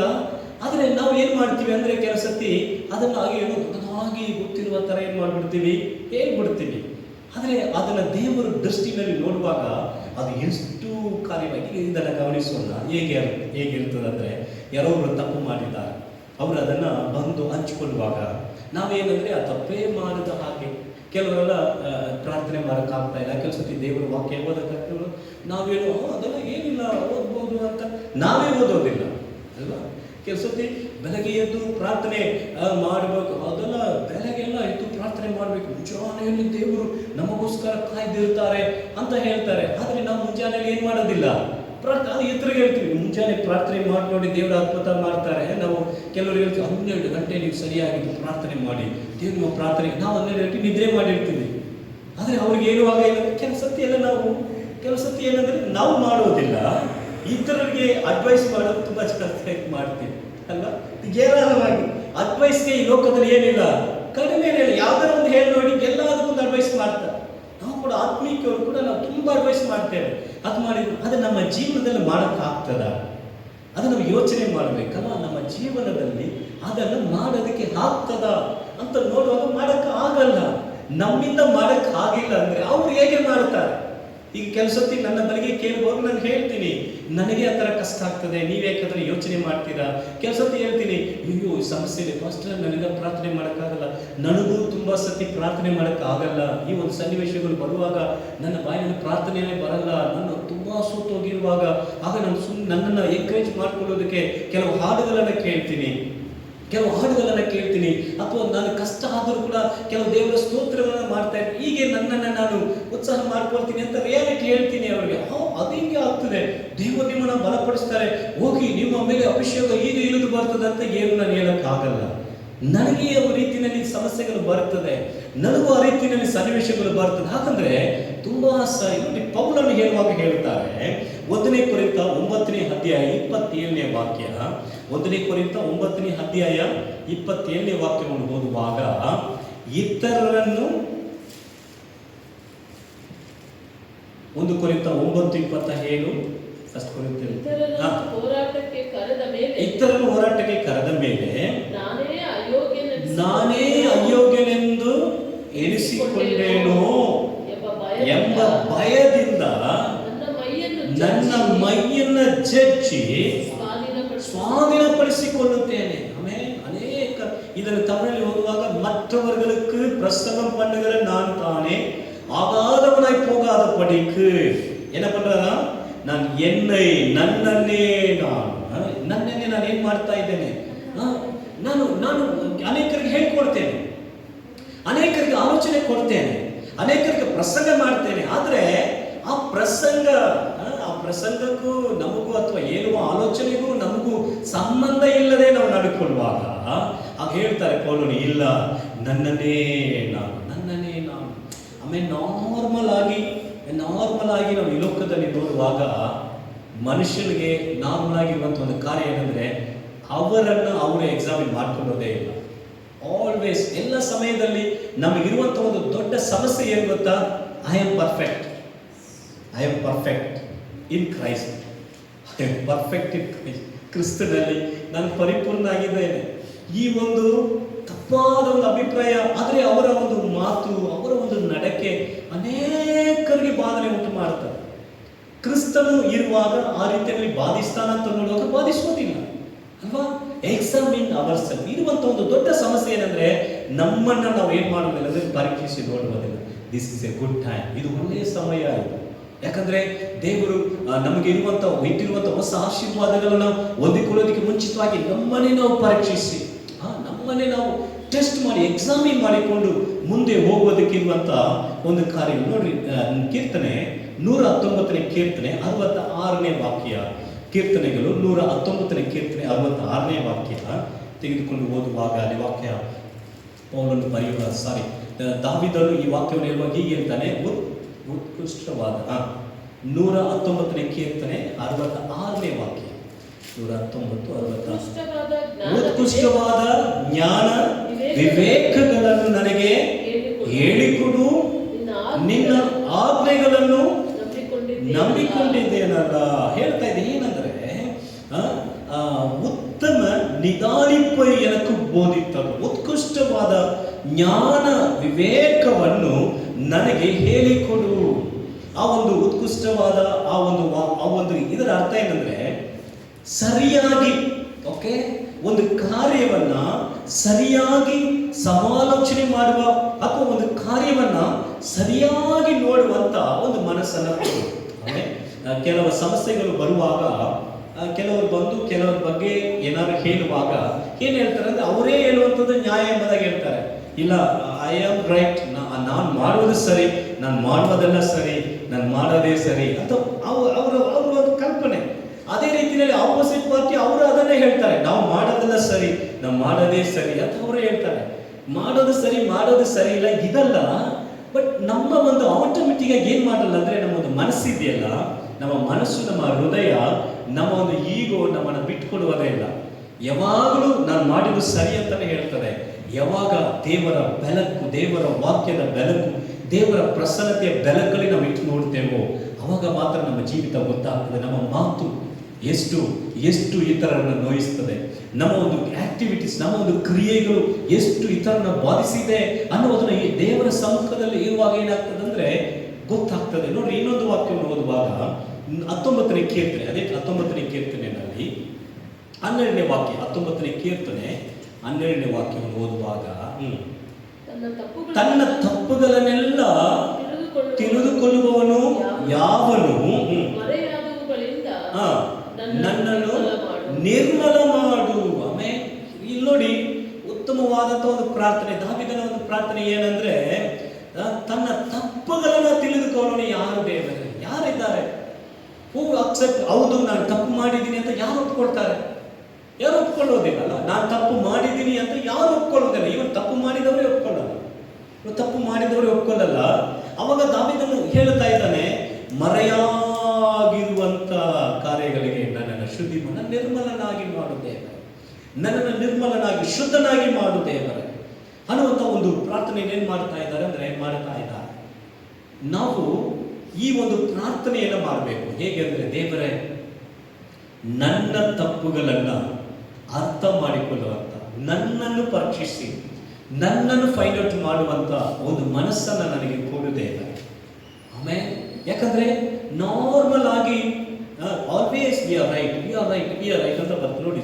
ಲೂಕನ ಬರೆದ ಸುವಾರ್ತೆ 18ನೇ ಅಧ್ಯಾಯದಲ್ಲಿ ಒಂದು ಪ್ರಾರ್ಥನೆ ಬರೆಯಲ್ಪಟ್ಟಿದೆ ಅಲ್ವಾ? ಅದು ನಮಗೆಲ್ಲರೂ ಚೆನ್ನಾಗಿ ಗೊತ್ತಿರುವಂತ ಪ್ರಾರ್ಥನೆ. ಅದರಲ್ಲಿ 18ನೇ ಅಧ್ಯಾಯದಲ್ಲಿ 14ನೇ ವಾಕ್ಯವನ್ನು ಓದುವಾಗ, ಸುಂಕದವನು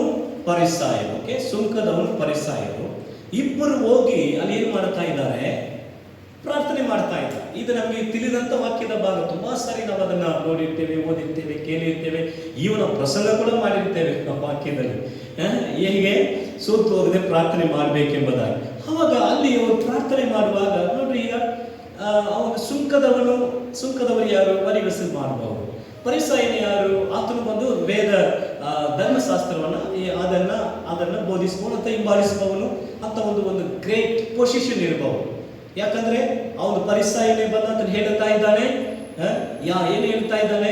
ನಾನು ನ್ಯಾಯಶಾಸ್ತ್ರವನ್ನ, ನ್ಯಾಯ ಪ್ರಮಾಣವನ್ನ ನಾನು ಕೈಗೊಂಡು ನಡೆಯುತ್ತಾ ಇದ್ದೇನೆ. ದೇವರು ಕೊಟ್ಟಂತ ಪ್ರತಿಯೊಂದು ಆಜ್ಞೆಗಳನ್ನು ಅದನ್ನು ಕೈಗೊಂಡು ನಡೆಯುತ್ತಾ ಇದ್ದಾನೆ. ಅದು ನಿಜ ಅಲ್ವಾ?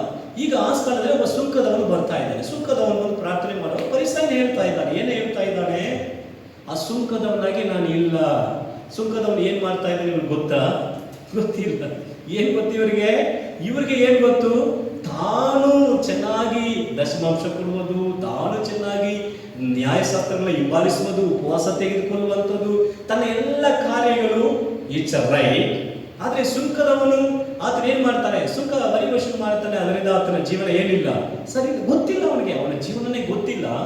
ಆದ್ರೂ ಈತನ ಮನಸ್ಸಲ್ಲಿ ಬರುವುದು ಏನಂದ್ರೆ, ಆತನ ಒಂದು ತಪ್ಪನ್ನ ಫೋಕಸ್ ಮಾಡು. ತುಂಬಾ ಡೇಂಜರ್ ಆದ ಕಾರ್ಯ ನಮ್ಮ ಜೀವನದಲ್ಲಿ ಇರುವಂಥದ್ದು ಏನಂದ್ರೆ, ಇತರರ ತಪ್ಪು ನಮ್ಗೆ ಈಸಿಯಾಗಿ ಕಣ್ಣಿಗೆ ಕಾಣುತ್ತೆ. It's very easy. ನಮ್ಗೆ ಗೊತ್ತಿಲ್ಲದ ನಮ್ಮ ಕಣ್ಣು ಮುಂದೆನೇ ಎಲ್ಲ ಸಿಕ್ಕಾಕೊಳ್ತಾರೆ. ಎಲ್ಲ ಈಸಿಯಾಗಿ ಏನಾಗುತ್ತೆ? ಎಲ್ಲ ಗೊತ್ತು ಬಿಡು ಏನಂದ್ರೆ ಇದು ಈಸಿ. ಯಾಕಂದ್ರೆ ನಮ್ಮ ಕಣ್ಣು ನಮ್ಮನ್ನು ನೋಡುವುದಿಲ್ಲ, ನಮ್ಮ ಕಣ್ಣು ಇತರರನ್ನೇ ನೋಡುತ್ತದೆ ಅಲ್ವಾ? ನಮ್ಮ ಕಣ್ಣು ನಮ್ಮ ಮೇಲೆ ಗಮನಿಸುವುದಿಲ್ಲ, ಇತರರನ್ನೇ ಗಮನಿಸುತ್ತದೆ ಅಲ್ವಾ? ಇತರರನ್ನೇ ಗಮನಿಸುತ್ತದೆ. ನೋಡಿ, ಆ ಒಂದು 14ನೇ ವಾಕ್ಯ, 18ನೇ ಅಧ್ಯಾಯ, ಲೂಕ 18ನೇ ಅಧ್ಯಾಯ 14ನೇ ವಾಕ್ಯವನ್ನು ಓದುವಾಗ ನೋಡ್ರಿ, ನೀತಿವಂತನೆಂದು ನಿರ್ಣಯಿಸಲ್ಪಟ್ಟವನಾಗಿ ತನ್ನ ಮನೆಗೆ ಹೋದನು. ಪರಿಸಯನು ಅಂತವನಾಗಿ ಹೋಗಲಿಲ್ಲ ಎಂದು ನಿಮಗೆ ಹೇಳುತ್ತೇನೆ. ಯಾಕೆ? ತನ್ನನ್ನು ಹೆಚ್ಚಿಸಿಕೊಳ್ಳುವ ಪ್ರತಿಯೊಬ್ಬನು ತಗ್ಗಿಸಲ್ಪಡುವನು, ತನ್ನನ್ನು ತಗ್ಗಿಸಿಕೊಳ್ಳುವವನು ಹೆಚ್ಚಿಸಲ್ಪಡುವನು ಅಂದನು. ಆಮೇಲೆ ಇಲ್ಲಿ ಬೇರೆ ಯಾವ ಕಾರ್ಯ ಹೇಳಲ್ಪಟ್ಟಿಲ್ಲ. ನನ್ನ ಪ್ರಕಾರ ಆ ಎಲಿಜಿಬಿಲಿಟಿ, ಅರ್ಹತೆ ಅಂತ ನೋಡುವಾಗ ಪರಿಸಾಯನಲ್ಲಿ ಎಲ್ಲ ಅರ್ಹತೆ ಇದೆ. Is A good spiritual man. ಯಾಕಂದ್ರೆ ವಾರಕ್ಕೆ 2 ಸರಿ ಉಪವಾಸ ತೆಗೆದುಕೊಳ್ತಾನೆ. ಅವ್ರಿಗೆ ಇರುವಂತ ಎಲ್ಲಾದ್ರೂ ದಶಮಾಂಶ ಕೊಡ್ತಾರಂತೆ. ಅವ್ರಿಗೆ ಸಿಕ್ಕುವಂತ ಪ್ರತಿ ಕಾರ್ಯದ ದಶಮಾಂಶ ಕೊಡ್ತಾರೆ. ದೇವರ ಕಾರ್ಯಗಳಲ್ಲಿ ಗಣ್ಯವಾಗಿರ್ತಾರೆ. ಒಳ್ಳೆ ಆತ್ಮಿಕ ವ್ಯಕ್ತಿ. ವಾರಕ್ಕೆ 2 ಸಾರಿ ಉಪವಾಸ. ನಾವು 1 ಸಾರಿ ಕೂಡ ಇದಕ್ಕೆ ಯೋಚನೆ ಮಾಡ್ತೀವಿ. 2 ಸಾರಿ ಉಪವಾಸ, 2 days. ಆಗ ಫುಲ್ ಫಾಸ್ಟಿಂಗ್. ಎಲ್ಲ ಧರ್ಮಶಾಸ್ತ್ರ ಏನ್ ಹೇಳ್ತದೆ ಎಲ್ಲವನ್ನು ಹಿಂಬಾಲಿಸಬಹುದು. ಆದ್ರೆ ದೇವರು ಅದನ್ನು ನೋಡಲಿಲ್ಲ. ಈತನು ಇತರರ ಮೇಲೆ ತಪ್ಪು ಹೊರಿಸಿದ್ದನ್ನು ದೇವರು ಗಮನಿಸಿ ಹೇಳ್ತಾರೆ. ಆ ಸುಂಕದವನು ಬಂದು, ದೇವರೇ ನಾನು ಪಾಪಿಯಾದ ನನ್ನನ್ನು ಕರುಣಿಸು, ನನ್ನ ಪಾಪಿ ದೇವರು ನನ್ನನ್ನು ಕರುಣಿಸು ಎಂಬುದಾಗಿ ಆತನ ಮುಂದೆ ಇದ್ದಂಥ ಆತನನ್ನ ದೇವರು ಏನು ಮಾಡಿದರು, ನೋಡಿದರು. ನೋಡ್ರಿ, ಮತ್ತಾಯ 7ನೇ ಅಧ್ಯಾಯ 3ನೇ ವಾಕ್ಯ, ಮತ್ತಾಯ 7ನೇ ಅಧ್ಯಾಯ 3ನೇ ವಾಕ್ಯವನ್ನು ಓದುವಾಗ, ನೀನು ನಿನ್ನ ಕಣ್ಣಿನಲ್ಲಿರುವ ತೊಲೆಯನ್ನು ಯೋಚಿಸದೆ ನಿನ್ನ ಸಹೋದರನ ಕಣ್ಣಿನಲ್ಲಿರುವ ರವೆಯನ್ನು ಯೋಚಿಸುವುದು ಏಕೆ? ನೀನು ನಿನ್ನ ಕಣ್ಣಲ್ಲಿರುವಂತ ತೊಲೆಯನ್ನು, ನಿನ್ನ ಕಣ್ಣಲ್ಲಿರುವಂತ ತೊಲೆಯನ್ನು, ಇದನ್ನ ನಾವು ಬೇರೆ ಇಂಗ್ಲಿಷ್ನಲ್ಲಿ ಓದುವಾಗ, ತಮಿಳಿನಲ್ಲಿ ಓದುವಾಗ ಇದೆ, ಉನ್ನುடைய ಕಣ್ಣಿಲ್ இருக்கிற ಉತ್ತಿರತ್ತೆ. ಉತ್ತಿರ ಅಂದ್ರೆ ಪಿಲ್ಲರ್, ಪಿಲ್ಲರನ್ನ ಓಕೆ, ಪಿಲ್ಲರನ್ನ ನೀನು ನೋಡದೆ உன் கண்ணில் இருக்கிற உத்திரத்தை உணராமல் உன் சகோதரன் கண்ணில் இருக்கிற துரும்பை பார்க்கிறது. என்ன துரும்பு அப்படின்னா ಚಿಕ್ಕದು. ನಾವು ಮ್ಯಾಗ್ನೆಟ್ ಮಣ್ಣಿನಲ್ಲಿ ಹೆಂಗೆ ಮುಚ್ಚುವಾಗ ಆ ಮ್ಯಾಗ್ನೆಟ್ ಅಲ್ಲಿ ಅಂಟ್ಕೊಂಡು ಬರ್ತದೆ, ಸಣ್ಣ ಸಣ್ಣ ಇದು ಹಾಗೆ ಧೂಳು ತರ ಇರ್ತದೆ. ಮ್ಯಾಗ್ನೆಟ್ ನೀವು ಕೆಲವು ಮಾಡಿದ್ರೆ ಗೊತ್ತಾಗ್ತದೆ, ಸಣ್ಣ ಸಣ್ಣದು. ಅದನ್ನೇ ಅದರ ತುರುಂಬು ಸಲುವಾಗ. ಓಕೆ, ಹಾಗಂದ್ರೆ ದೊಡ್ಡ ಒಂದು ಏನಿದೆ, ಒಂದು ಪಿಲ್ಲರ್ ನಿನ್ನ ಕಣ್ಣಲ್ಲಿದೆ, ಅದನ್ನು ನಿನಗೆ ಕಾಣ್ತಾ ಇಲ್ಲ. ದೊಡ್ಡ ಪಿಲ್ಲರ್ ಕಾಣ್ತಾ ಇಲ್ಲ, ಆದ್ರೆ ಇತರ ಕಣ್ಣಲ್ಲಿರುವಂತ ಆ ಒಂದು ತುರು, ಆ ಒಂದು ಏನು ಸಣ್ಣ ಕಾರ್ಯ, ಕನ್ನಡದಲ್ಲಿ ಹೇಗಿದೆ, ರವೆಯನ್ನು ಅಲ್ವಾ ಸರ್, ರವೆ ಅಂತಾನೆ ತೆಗೆದುಕೊಂಡ್ರೆ ರವೆನೇ ತೆಗೆದುಕೊಂಡ್ರೆ ಈ ರವೆ ಎಷ್ಟು ಚಿಕ್ಕದಿದೆ ಅಲ್ವಾ, ಅದು ನಮ್ಮ ಕಣ್ಣಿಗೆ ಕಾಣುತ್ತದೆ ಅಂತೆ. ಬಟ್ ನಮ್ಮ ಕಣ್ಣಲ್ಲಿರುವಂತ ತೊಲೆಯನ್ನು, ತೊಲೆ ಅಂದ್ರೆ ಏನಂತ ಗೊತ್ತಿಲ್ಲ, ಏನು ತೊಲೆ ಅಂದ್ರೆ ಪಿಲ್ಲರ್ ಏನ ಅಥವಾ ಏನೋ ದೊಡ್ಡ ಕಾರ್ಯನ, ಸರಿ ಯಾವುದೋ ಒಂದು ಇಟ್ಕೊಳ್ಳೋಣ ಬಿಡಿ, ಯಾವ ದೊಡ್ಡ ಕಾರ್ಯ, ಓಕೆ, ಅದು ಕಾಣ್ತಾ. ಯಾಕೆ ಕಾಣ್ತಾ ಇದೆ? ದಟ್ಸ್ ಈಸಿ ಅಲ್ವಾ, ಸುಲಭವಾದದ್ದು ಏನು, ಇತರರ ಕಾರ್ಯಗಳನ್ನು ನೋಡುವಂಥದ್ದು. ಒಂದ್ಸರಿ ನಮ್ಮ ದೊಡ್ಡ ಹಿರಿಯ ಪಾಸ್ಟರ್ ಜಾನಲಮ್ಮ ಪಾಸ್ಟರ್ ಅವರು ಅವ್ರ ಪುಸ್ತಕದಲ್ಲಿ ದೇವನ್ ಟೇನು ಮಾಡಿದ್ರು, ತಮಿಳು ಪುಸ್ತಕ, ಅವ್ರ ಪುಸ್ತಕದಲ್ಲಿ ಒಂದು ಇನ್ಸಿಡೆಂಟ್ ಅನ್ನು ಬರೆದಿದ್ದಾರೆ. ಏನು ಬರೆದಿದ್ದಾರೆ ಅಂದರೆ, ಒಂದ್ಸಾರಿ ಅವರು ಬೆಳಗ್ಗೆ ಹೋಗ್ತಿರುವಾಗ 5 ಗಂಟೆ 6 ಗಂಟೆ 7 ಗಂಟೆ ಆ ರೀತಿಯಲ್ಲಿ ಬೆಳಕಲ್ಲಿ ಹೋಗ್ತಾ ಇರುವಾಗ, ಅವಾಗ ಅವ್ರ ಎದುರುಗಡೆ ಒಬ್ಬರು ಗಾಡಿನಲ್ಲಿ ಬರ್ತಾ ಇದ್ರಂತೆ. ಅವ್ರ ಗಾಡಿನಲ್ಲಿ ಬರ್ತಾ ಇರುವಾಗ ಅವರ ಗಾಡಿನಲ್ಲಿ ಏನಾಯ್ತು, ಹೆಡ್ ಲೈಟ್ ಆನ್ ಆಗಿತ್ತು. ಈಗೆಲ್ಲ ಆಟೋಮೆಟಿಕ್ ನಮ್ಮ ಗಾಡಿಗಳಲ್ಲಿ ಲೈಟ್ ಆನ್ ಅಲ್ಲೇ ಇರ್ತದೆ, ಅದನ್ನ ನಮಗೆ ಈಗ ಗೊತ್ತಾಗ್ತಾ ಇಲ್ಲ. ಆಗೆಲ್ಲ ಏನಾಗ್ತದೆ, ಸ್ವಿಚ್ ಆನ್, ನೀವು ಕೆಲವು ಸತಿ ಲೈಟ್ ಅಲ್ಲಿ ಬಂದು ನಿಲ್ಲಿಸುವಾಗ ಸ್ವಿಚ್ ಆನ್ ಅಲ್ಲಿ ಇರ್ತದೆ, ಬೆಳಗ್ಗೆ ನಮಗೆ ಕಾಣೋದಿಲ್ಲ, ಯಾಕಂದ್ರೆ ಹೆಡ್ ಲೈಟ್ ಮುಂದೆ ಇರ್ತದೆ. ನಮ್ಗೆ ಹೆಡ್ ಲೈಟ್ ಈಗಾದ್ರೆ ಅಟ್ಲೀಸ್ಟ್ ಇಂಡಿಕೇಟರ್ ಏನೋ ಒಂದಿದೆ, ಇಂಡಿಕೇಟರ್ ಇರ್ತದೆ, ಏನು ಆಗ ಏನಿಲ್ಲ, ಸ್ವಿಚ್ ಹಾಕಿದ್ರೆ ಮುಂದೆ ಲೈಟ್ ಬರ್ತಾ ಇತ್ತು. ಅವಾಗ ಯಾರೋ ಒಬ್ರು ಹೋಗ್ತಾ ಇರುವಾಗ ಅವರ ಲೈಟ್ ನೋಡ್ಬಿಟ್ಟು ಇವರು ಹಿಂಗೆ ಆಕ್ಷನ್ ಮಾಡ್ತಾರೆ. ನಾನು ಕೂಡ ತುಂಬಾ ಸತಿ ಅವಾಗ ಮಾಡಿದ್ವಿ, ಈಗ ಗೊತ್ತಿಲ್ಲ. ಯಾರೋ ಲೈಟ್ ಆನ್ ಇದ್ರೆ ನಾವೇನ್ ಮಾಡ್ತೀವಿ, ಹಿಂಗೆ ಹಂಗಂದ್ರೆ ಏನು, ನಿಮ್ ಲೈಟ್ ಆನ್ ಇದೆ ಅಂತ ಅವ್ರು ಆಫ್ ಮಾಡ್ಕೊಂಡು ಹೋಗ್ಬಿಡ್ತಾರೆ. ಅವರು ಆ ರೀತಿಯಲ್ಲಿ ಹೋಗ್ತಾ ಇದ್ದಾರಂತೆ. ಅವಾಗ ಎದುರುಗಡೆ ಬರುವಾಗ ಲೈಟ್ ಆನ್ ಇತ್ತು, ಅವರು ಆನ್ ಮಾಡಿದ ಮೇಲೆ ಅವ್ರು ಆಫ್ ಮಾಡಿ ಹೋಗ್ಬಿಟ್ರು. ಇವ್ರು ಹೋಗ್ತಾ ಇದ್ರು. ಸ್ವಲ್ಪ ದೂರ ಮುಂದೆ ಹೋದ್ರೆ ಇನ್ನೊಬ್ರು ಇವ್ರಿಗೆ ನೋಡಿ ಹಿಂಗಿಂಗ್ ಅಂತ ಇದ್ರಂತೆ. ಅವಾಗ ಇವ್ರ ಲೈಟ್ ಏನಾಗಿದೆ, ಆನ್ ಆಗಿದೆ, ಇದು ಇವ್ರಿಗೆ ಗೊತ್ತಿಲ್ಲ. ಆಮೇಲೆ ಸ್ವಲ್ಪ ದೂರ ಹೋದ್ಮೇಲೆ ಅವ್ರು ಹಂಗದ ಮೇಲೆ ನಿಲ್ಸಿ, ಅಯ್ಯೋ ನಮ್ಮ ಹೆಡ್ ಲೈಟ್ ಆನ್ ಆಗಿದೆ, ಈಗ ಬರ್ಬೋಣ ನಿನ್ನ ಹೆಡ್ ಲೈಟ್ ಆನ್ ಆಗಿದೆ ಅಂತ ತೋರ್ಸೋಕೆ ಅವ್ರು ಏನ್ ನೆನೆಸಿರ್ತಾನೆ ಅಲ್ವಾ, ಅವ್ನು ಏನ್ ನೆನೆಸಿರ್ತಾನೆ. ಈ ಒಂದು ಇನ್ಸಿಡೆಂಟ್ ಅನ್ನು ಅವ್ರು ಏನ್ ಮಾಡಿದ್ದಾರೆ, ಪುಸ್ತಕದಲ್ಲಿ ಬರೆದಿದ್ದಾರೆ. ಇಟ್ಸ್ ಅ ರಿಯಾಲಿಟಿ ಅಲ್ವಾ. ಇದನ್ನು ಯೋಚನೆ ಮಾಡಿ ನೋಡುವಾಗ ಕೆಲವು ಸತಿ ಅವ್ರು ಸರಿ ಮಾಡ್ಕೊಂಡು ಹೋಗ್ಬಿಡ್ತಾರೆ. ಆದ್ರೆ ಈಗ ನಮ್ಮನ್ನ ಯಾರು ಸರಿ ಮಾಡ್ತಾರೆ ಅಲ್ವಾ. ಈಗ ಅವರಲ್ಲಿರುವಂತ ರವೆ ನಮ್ಗೆ ಕಾಣ್ತಾ ಇದೆ, ಓಕೆ ಹೇಳ್ಬಿಡ್ತೀವಿ, ಅವರು ಕೂಡ ಸರಿ, ಓಕೆ ರವೆ ಬೇಗ ಹೋಗ್ಬಿಡ್ತದೆ. ಈ ದೊಡ್ಡ ಬಿಂಬ ಹೆಂಗೆ ಹೋಗ್ತದೆ ಅಲ್ವಾ, ವಿತಿನ್ ಎ ಸೆಕೆಂಡ್ ಅವರಲ್ಲಿರುವಂತ ತೊಲೆ ಏನಾಗ್ಬಿಡ್ಬೋದು, ಅವರಲ್ಲಿರುವಂತ ರವೆ ಹೋಗ್ಬಿಡ್ಬಹುದು. ಆದ್ರೆ ಉತ್ತರದ ರೀತಿಯಲ್ಲಿ ದೊಡ್ಡ ಒಂದು ಬಿಂಬದಾಗೆ ಇರುವಂತ ಈ ಒಂದು ಪಿಲ್ಲರ್ ಹೇಗೆ ಹೋಗ್ತದೆ ನೋಡ್ರಿ. ಇತರರನ್ನು ನೋಡುವಂಥದ್ದು ಏನಾಗಿದೆ ಅಂದ್ರೆ ತುಂಬಾ ಈಸಿಯಾಗಿರ್ತದೆ. ಆದರೆ ನಮ್ಮ ಒಂದು ಜೀವನದಲ್ಲಿ, ಅದಕ್ಕೆ ದೇವರ ವಾಕ್ಯ ಹೇಳುತ್ತದೆ, ಒಬ್ಬನು ತನ್ನನ್ನು ತಾನು ಪರೀಕ್ಷಿಸಿಕೊಂಡ್ರೆ, ಎಕ್ಸಾಮಿನ್ ಯುವರ್ಸೆಲ್ಫ್. ಇದು ಅದಕ್ಕೆ ಇರುವಂತ ಸಮಯಗಳು. ನಾವು ಎಕ್ಸಾಮ್ ಇದು ಬಂದು ನಮ್ಮ ತಪ್ಪೋಡಿಸೋದಕ್ಕಾಗಿ, ಅದು ನಾನು ಯಾವಾಗಲೂ ಹೇಳ್ತೀನಿ, ತಪ್ಪೋಡಿಸೋದಕ್ಕಾಗಿ ಯಾವುದನ್ನು ಹೇಳ್ತಾ ಇಲ್ಲ. ನಾನು ನನ್ನನ್ನು ಎಕ್ಸಾಮಿನ್ ಮಾಡಬೇಕಾಗಿದೆ, ನನ್ನ ಮಾತುಗಳ ಎಕ್ಸಾಮಿನ್ ಮಾಡಬೇಕು, ನನ್ನ ದೃಷ್ಟಿ ಎಕ್ಸಾಮಿನ್ ಮಾಡಬೇಕು. ನಾನು ತುಂಬಾ ಎಕ್ಸಾಮಿನ್ ಮಾಡಬೇಕಾಗಿ ನಾನು ತುಂಬಾ ಪ್ರಸಂಗ ಬೇರೆ ಮಾಡಿಬಿಟ್ಟಿದ್ದೇನೆ, ತುಂಬಾ ಪ್ರಸಂಗಗಳನ್ನ ಮಾಡಿಬಿಟ್ಟಿದ್ದೇನೆ, ತುಂಬಾ ವಾಕ್ಯಗಳೆಲ್ಲ ಹೇಳ್ಬಿಟ್ಟಿದ್ದೇನೆ. ಈಗ ನಾನು ತುಂಬಾ ಪರೀಕ್ಷಿಸಬೇಕು, ನಾನು ಎಕ್ಸಾಮಿನ್ ಮಾಡಬೇಕು. ದೇವರೇ, ಏನೆಲ್ಲ ನಾನು ಎಕ್ಸೈಟ್ ಆಗಿ ನನ್ನ ಬಾಯಿಗೆ ಬಂದಿದ್ದೆಲ್ಲ ಹೇಳಿದ್ದೀನಿ ಅಲ್ವಾ. ಸರ್ವಸಾಧಾರಣವಾಗಿ ಏನ್ ಬರ್ತದೆ, ದೇವರು ಹೇಳುತ್ತಾ ಇದ್ದಾರೆ. ನಿಜವಾಗೂ ದೇವರು ಹೇಳಿದ್ರ, ಗೊತ್ತಿರುವುದಿಲ್ಲ. ನಾವು ಫ್ಲೋದಲ್ಲಿ ಈಗ ಬಂದ್ಬಿಡ್ತದಲ್ಲ, ಯೇಸುವಿನ ನಾಮದಲ್ಲಿ ಹಂಗೆ ಬಂದ್ಬಿಡ್ತದೆ. ನಾನು ಪ್ರವಾದನೆ ಹೆಂಗಪ್ಪ ನಡೀತದೆ, ದೇವರು ಹೇಳ್ಬೇಕಲ್ವ, ಇಟ್ಸ್ ಫ್ರಮ್ ದ ಲಾರ್ಡ್ ಅಲ್ವಾ. ದೇವರು ಈ ಪಾತ್ರೆನ ಉಪಯೋಗಿಸ್ಬೇಕು. ಕೆಲವು ಸತಿ ಎಲ್ಲ ಹಂಗೆ ನಾರ್ಮಲ್ ಆಗಿ ಬರ್ತದೆ, ಒಂದ್ಸತಿ ದೇವರು ಹೇಳುತ್ತಾ ಇದ್ದಾರೆ ಅಂತ ಕೆಲವು ಸತಿ ನಾವು ಹೇಳ್ಬಿಡ್ತೀವಿ. ರಿಯಾಲಿಟಿ ನಿಜವಾಗ್ಲೂ ದೇವರು ಹೇಳಿದ್ರ ಇಲ್ಲ, ಆ ಪ್ರೇರಣೆ ನಿಜವಾಗ್ಲೂ ದೇವರು ಅದನ್ನ ಹೇಳಿ ಅಲ್ವಾ. ಕೆಲವು ಸತಿ ಇವರು ಒಬ್ಬರು ಪ್ರಸನ್ನ ಮಾಡ್ತಾ ಇದ್ದಾರೆ ಅಂತ ಒಬ್ರು ಹೇಳ್ತಾ ಇದ್ರು, ಪ್ರಸನ್ನ ಮಾಡ್ತಾ ಇದ್ರು, today morning I got this message from haven. ಅವರು ಪ್ರಸನ್ನ ಮಾಡ್ತಾರೆ, ನಾನು ಇವತ್ತಿನ ಬೆಳಗ್ಗೆ ನಾನು ದೇವರ ಪ್ರಸನ್ನದಿಂದ ಹಾಗೆ ಆ ಮೆಸೇಜ್ ನಾನು ಹೊಂದಿಕೊಂಡು ಈಗ ಬಿಸಿ ಬಿಸಿಯಾಗಿ ಬಂದು ಕೊಡ್ತಾ ಇದ್ದೇನೆ. ಅವಾಗ ಗುಂಪಿನಲ್ಲಿ ಒಬ್ಬನು ಕೂತ್ಕೊಂಡು ಅಂತ ಇವ್ರಿಗೆ ಫ್ಲೋನೇ ಕಟ್ ಆಯ್ತು. ಫ್ಲೋ ಕಟ್ ಆದ್ರೆ ಫಾಸ್ಟ್ ಇವತ್ತು ಬೆಳಗ್ಗೆ ನಾನು ಯೂಟ್ಯೂಬಲ್ಲಿ ನೋಡ್ಕೊಂಡು ಬಂದೆ, ಅದೇನೇ ನೀವು ಹೇಳ್ತಾ ಇದ್ದೀರಾ ನೋಡಿ, ನೆಕ್ಸ್ಟ್ ಈ ಪಾಯಿಂಟ್ ಹೆಂಗಿರುತ್ತೆ ಅಲ್ವಾ. ಇದು ದೇವರಿಂದ ಬಂದಿದ್ದ ಇಲ್ಲ ಯೂಟ್ಯೂಬಿನಿಂದ ಬಂದಿದ್ದು. ಈಗ ಅದು ಹೇಗೆ ಆಗ್ತದೆ ಅಲ್ವಾ. ಕೆಲವು ಸತಿ ನಾವು ಇತರರ ಕಾರ್ಯಗಳನ್ನು ಆ ರೀತಿಯಲ್ಲಿ ನಮ್ಮನ್ನು ನಾವು ಪರೀಕ್ಷಿಸಿದ್ದೇ ಹೇಳ್ಬಹುದು, ತಪ್ಪಲ್ಲ, ಇಟ್ಸ್ ನಾಟ್ ಎ ಮಿಸ್ಟೇಕ್. ನಾವು ಬೇರೆ ಪುಸ್ತಕಗಳನ್ನ ಬೇರೆ ಪ್ರಸಂಗಗಳನ್ನ ನಾವು ನಮ್ಮ ಒಂದು ಅಂಶವಾಗಿ ತೆಗೆದುಕೊಳ್ಳೋದು ಇಟ್ಸ್ ನಾಟ್ ಎ ಮಿಸ್ಟೇಕ್. ಯಾಕಂದ್ರೆ ಬೈಬಲ್ ಸತ್ಯವೇದ ಅದನ್ನು ವಿವರಣೆ ಮಾಡಿರುವಂತ ಕೆಲವು ಕಾರ್ಯಗಳನ್ನ ಸಂಶೋಧಿಸುವುದು ತಪ್ಪಲ್ಲ. ಇದು ದೇವರು ನನ್ನ ಪ್ರಸನ್ನತೆ ಕಾದರು ಹಾಗೇ ನನಗೆ ಬಂದು ಬರ್ಕೊಂಬಾಗ್ಲೆ ಅಂತ ಹೇಳಿದರು ಎಂಬುದಾಗೆಲ್ಲ ಹೇಳಬಾರದು. ದೇವರ ವಾಕ್ಯವನ್ನು ನೋಡೋಣ, ವಾಕ್ಯ ಹೀಗೆ ಇರುತ್ತದೆ, ವಾಕ್ಯ ಹಾಗೆ ಏನು ತಪ್ಪಲ್ಲ, ಇಟ್ಸ್ ನಾಟ್ ಎ ಮಿಸ್ಟೇಕ್. ಆಗ ನಾವು ಏನ್ ಮಾಡ್ತೀವಿ ಅಂದ್ರೆ ನಾವೇನೋ ತುಂಬಾ ದೊಡ್ಡದಾಗಿ ದೇವರಿಗೆ ಪಕ್ಕದ ಚಾರೆ ನಮ್ದಿರುವ ರೀತಿಯಲ್ಲಿ ಈ ತರವನ್ನ ನಾವು ಏನೋ ತುಂಬಾ ಹೀನವಾಗಿ ನೋಡ್ಬಿಡ್ತೀವಿ.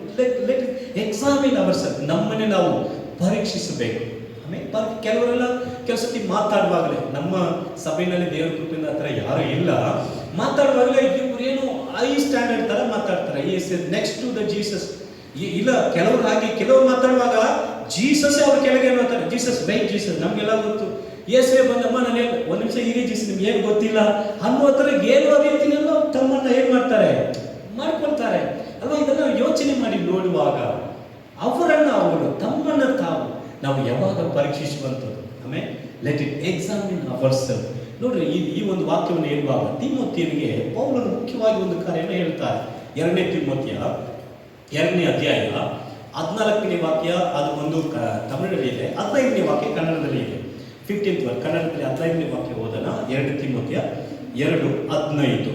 ಓಕೆ, ನೀನು ದೇವರ ದೃಷ್ಟಿಗೆ ಯೋಗ್ಯನಾಗಿ ಕಾಣಿಸಿಕೊಳ್ಳುವುದಕ್ಕೆ ಪ್ರಯಾಸ ಪಡು, ಗುರಿಯಾಗದ ಕೆಲಸವನ್ನು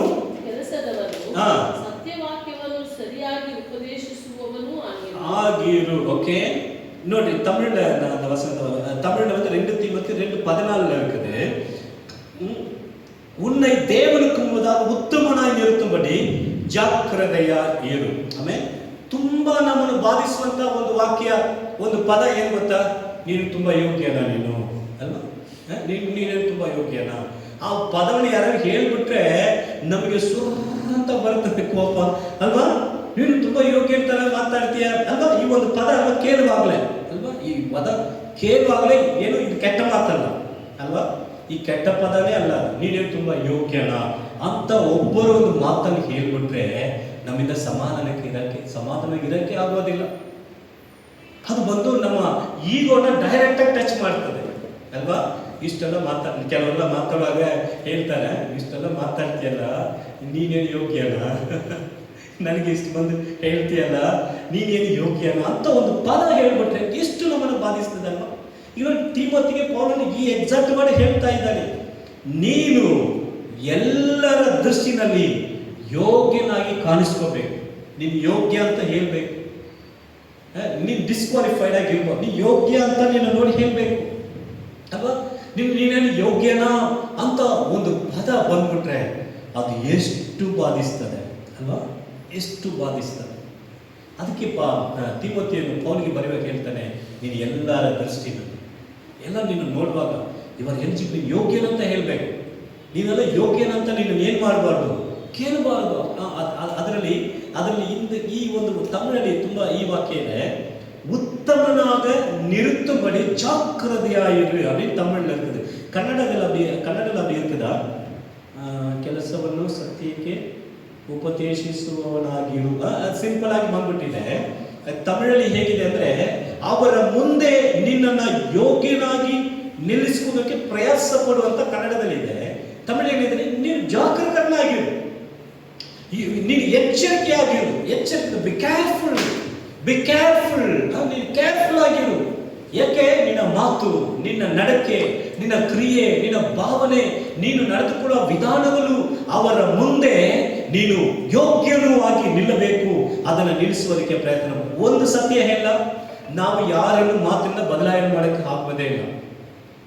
ಒಬ್ಬರು ತಪ್ಪನ್ನು ಮಾಡ್ತಾ ಇದ್ದಾರೆ ಅಂತ ಹೇಳುವಾಗ ಅವರನ್ನ ನಮ್ಮ ಮಾತಿನಲ್ಲಿ ಅವರನ್ನ ಬದಲಾಯಿಸಕ್ಕೆ ಆಗುವುದೇ ಇಲ್ಲ. ನೋಡಿ, ಪ್ರಕಟಣೆ 22ನೇ ಅಧ್ಯಾಯ 11ನೇ ವಾಕ್ಯ ಹೇಳುತ್ತದೆ. ಪ್ರಕಟಣೆ 22ನೇ ಅಧ್ಯಾಯ 11ನೇ ವಾಕ್ಯ, ಅನ್ಯಾಯ ಮಾಡುವವನು ಇನ್ನು ಅನ್ಯಾಯ ಮಾಡಲಿ, ಮೈಲಿಗೆ ಯಾದವನು ತನ್ನನ್ನು ಇನ್ನು ಮಾಡಿಕೊಳ್ಳಲಿ, ನೀತಿವಂತನು ಇನ್ನು ನೀತಿಯನ್ನು ಅನುಸರಿಸಲಿ, ಪವಿತ್ರನು ತನ್ನನ್ನು ಇನ್ನು ಪವಿತ್ರ ಮಾಡಿಕೊಳ್ಳಲಿ. ಆಮೇಲೆ ಕೆಲವು ಅನ್ಯಾಯ ಮಾಡುವವರನ್ನ ಬದಲಾವಣೆ ಮಾಡಕ್ಕೆ ಆಗೋದಿಲ್ಲ. ನಮ್ಮ ಮಾತುಗಳನ್ನು ಬದಲಾಯಿಸಿಬಿಡುವುದಿಲ್ಲ. ನೀವು ಎಷ್ಟು ಸೆಂಟಿಮೆಂಟ್ ಆಗಿ ಮಾತಾಡಿದ್ರು, ಎಷ್ಟು ನೀವು ಮೇಲಾಗಿ ಏನು ಕೇಳೋದಿಲ್ಲ. ಕೆಲವನ್ನ ವಿ ಕಾಂಟ್ ಚೇಂಜ್, ನಾವು ಬದಲಾವಣೆ ಮಾಡಕ್ಕೆ ಆಗುವುದಿಲ್ಲ. ದೇವರ ಆತ್ಮ ಬದಲಾಯಿಸದೆ ಬರುತ್ತೆ. ಆಮೇಲೆ 1000 ವಾಕ್ಯಗಳು ನಮ್ಗೆ ಗೊತ್ತಿರೋ ವಾಕ್ಯವನ್ನು ಒಬ್ಬರಿಗೆ ಹೇಳ್ಬಹುದು, ಅದನ್ನು ಬದಲಾಯಿಸೋದಿಲ್ಲ. ದೇವರ ಆತ್ಮನವರು ಕ್ರಿಯೆ ಮಾಡೋರು ಬದಲಾಗ್ತಾರೆ. ಅದರಿಂದ ಕೆಲವು ಕಾರ್ಯಗಳನ್ನ ನಾವು ಇತರರಾಗಿ ಮಾಡ್ತಾ ಇದ್ದಾರೆ, ಇತರರು ಹೇಗಿದ್ದಾರೆ, ಅವರು ಆಗಿದ್ದಾರೆ, ಇವರು ಅನ್ಯಾಯ ಮಾಡ್ತಾ ಇದ್ದಾರೆ, ಇವರೆಲ್ಲ ಚೆನ್ನಾಗಿದ್ದಾರೆ, ಇವರೆಲ್ಲ ಪಾಪ ಮಾಡ್ತಾ ಇದ್ದಾರೆ, ಇವರೆಲ್ಲ ಚೆನ್ನಾಗಿದ್ದಾರೆ. ಇಲ್ಲ, ದೇವರು ಹೇಳ್ತಾ ಇದ್ದಾರೆ, ಅನ್ಯಾಯ ಮಾಡೋದು ಮಾಡ್ಕೊಂಡು ಹೋಗ್ಲಿ ಬಿಡು ಅಲ್ವಾ. ಮೈಗಳು ನಾವು ಏನೋ ರೀತಿಯಲ್ಲಿ ತನ್ನ ಜೀವನ ನಡೆಸ್ತೇವೆ, ಬಿಡು, ಮಾಡ್ಕೊಂಡು ಹೋಗ್ಲಿ, ಇನ್ನು ಮಾಡ್ಲಿ. ನೀ ನೀತಿವಂತನ, ಇವರೇ ರೈಚಸ್, ನೀನ್ ಪರಿಶುದ್ಧನ, ಇನ್ನೂ ಪರಿಶುದ್ಧನ, ನೀ ನೀತಿವಂತನ, ಇನ್ನೂ ನೀತಿನಲ್ಲಿ ನಡಿ. ನೋಡಿ, ದೇವರು ಅದನ್ನೇ ಹೇಳ್ತಾ ಇದ್ದ. ಓಕೆ, ಇನ್ನೊಬ್ಬರು ಮಾಡ್ತಾ ಇದ್ದಾನೆ. ಕೆಲವರೆಲ್ಲ ತುಂಬಾ ಬಂದು ಹಂಚ್ಕೊಳ್ತಾರೆ. ಕೆಲವರೆಲ್ಲ ಹೇಳುವಾಗ ಹೇಳ್ತಾರೆ, ಫಸ್ಟ್ ಅವರು ಎಷ್ಟು ಪಾಪ ಮಾಡ್ತಾರೆ ನೋಡಿ, ಅವರೇ ನ್ಯಾಯವಾಗಿದ್ದಾರ, ಅವ್ರ ಮಾತು ನೋಡಿ, ಅವ್ರು ನೋಡಿ ಹೆಂಗೆ, ಅವ್ರು ನೋಡೋದು ಚೆನ್ನಾಗಿದ್ದಾರೆ ಅಲ್ವಾ. ನಾವು ನೋಡಿ ಎಲ್ಲ ಬಿಟ್ಟು ದೇವರಿಗೆ ಅಂತ ಪರಿಶುದ್ಧ ದೇವರು ಅಂತ ಇದ್ದೀವಿ. ನಾವು ಇಷ್ಟ ಕಷ್ಟ ಪಡ್ತಾ ಇದ್ದೀವಿ. ನೋಡಿ, ದೇವ್ರ ವಾಕ್ಯ ಹೇಳುತ್ತದೆ, ಅನ್ಯಾಯ ಮಾಡೋದು ಮಾಡ್ಕೊಂಡು ಹೋಗ್ಲಿ ಬಿಡಿ, ತಪ್ಪಾಗಿದ್ದಾರ, ಅಶುದ್ಧವಾಗಿದ್ದಾರ, ಎತ್ಕೊಂಡು ಹೋಗ್ಲಿ. ನಾವು ಹೇಳೋದು ಕರ್ತವ್ಯ ಹೇಳ್ತೀವಿ, ಆದರೆ ನಾವು ಇನ್ನೂ ಪರಿಶುದ್ಧ ಹೇಳ್ತಾರೆ, ನೀತಿವಂತನು ಇನ್ನೂ ನೀತಿವಂತನ ಅನಿಸಿಕೊಳ್ಳಬೇಕು, ಆತನು ಮಾಡಿಕೊಳ್ಳಬೇಕು, ಪವಿತ್ರನು ತನ್ನನ್ನು ಇನ್ನೂ ಪವಿತ್ರವಾಗಿ ಮಾಡಿಕೊಳ್ಳಬೇಕು ಎಂಬುದಾಗಿ ಏನ್ ಮಾಡ್ತಾ ಇದ್ದಾರೆ, ಹೇಳ್ತಾರೆ. ಇನ್ನೂ ಪರಿಶುದ್ಧವಾಗಬೇಕು, ಇನ್ನೂ ನನ್ನನ್ನು ಏನ್ ಮಾಡ್ಬೇಕಂದ್ರೆ ಪವಿತ್ರವಾಗಿ ನನ್ನನ್ನು ಮಾಡಿಕೊಳ್ಳಬೇಕು. ಆಮೇಲೆ ತಿರ್ಗಾ 1 ಕೊರಿಂಥ 11ನೇ ಅಧ್ಯಾಯ 28ನೇ ವಾಕ್ಯವನ್ನು ಓದುವಾಗ, 1 ಕೊರಿಂಥ 11:27 ಅದನ್ನು ತಿರುಗಿ ಓದುವಾಗ ವಾಕ್ಯ ಓದೋಣ.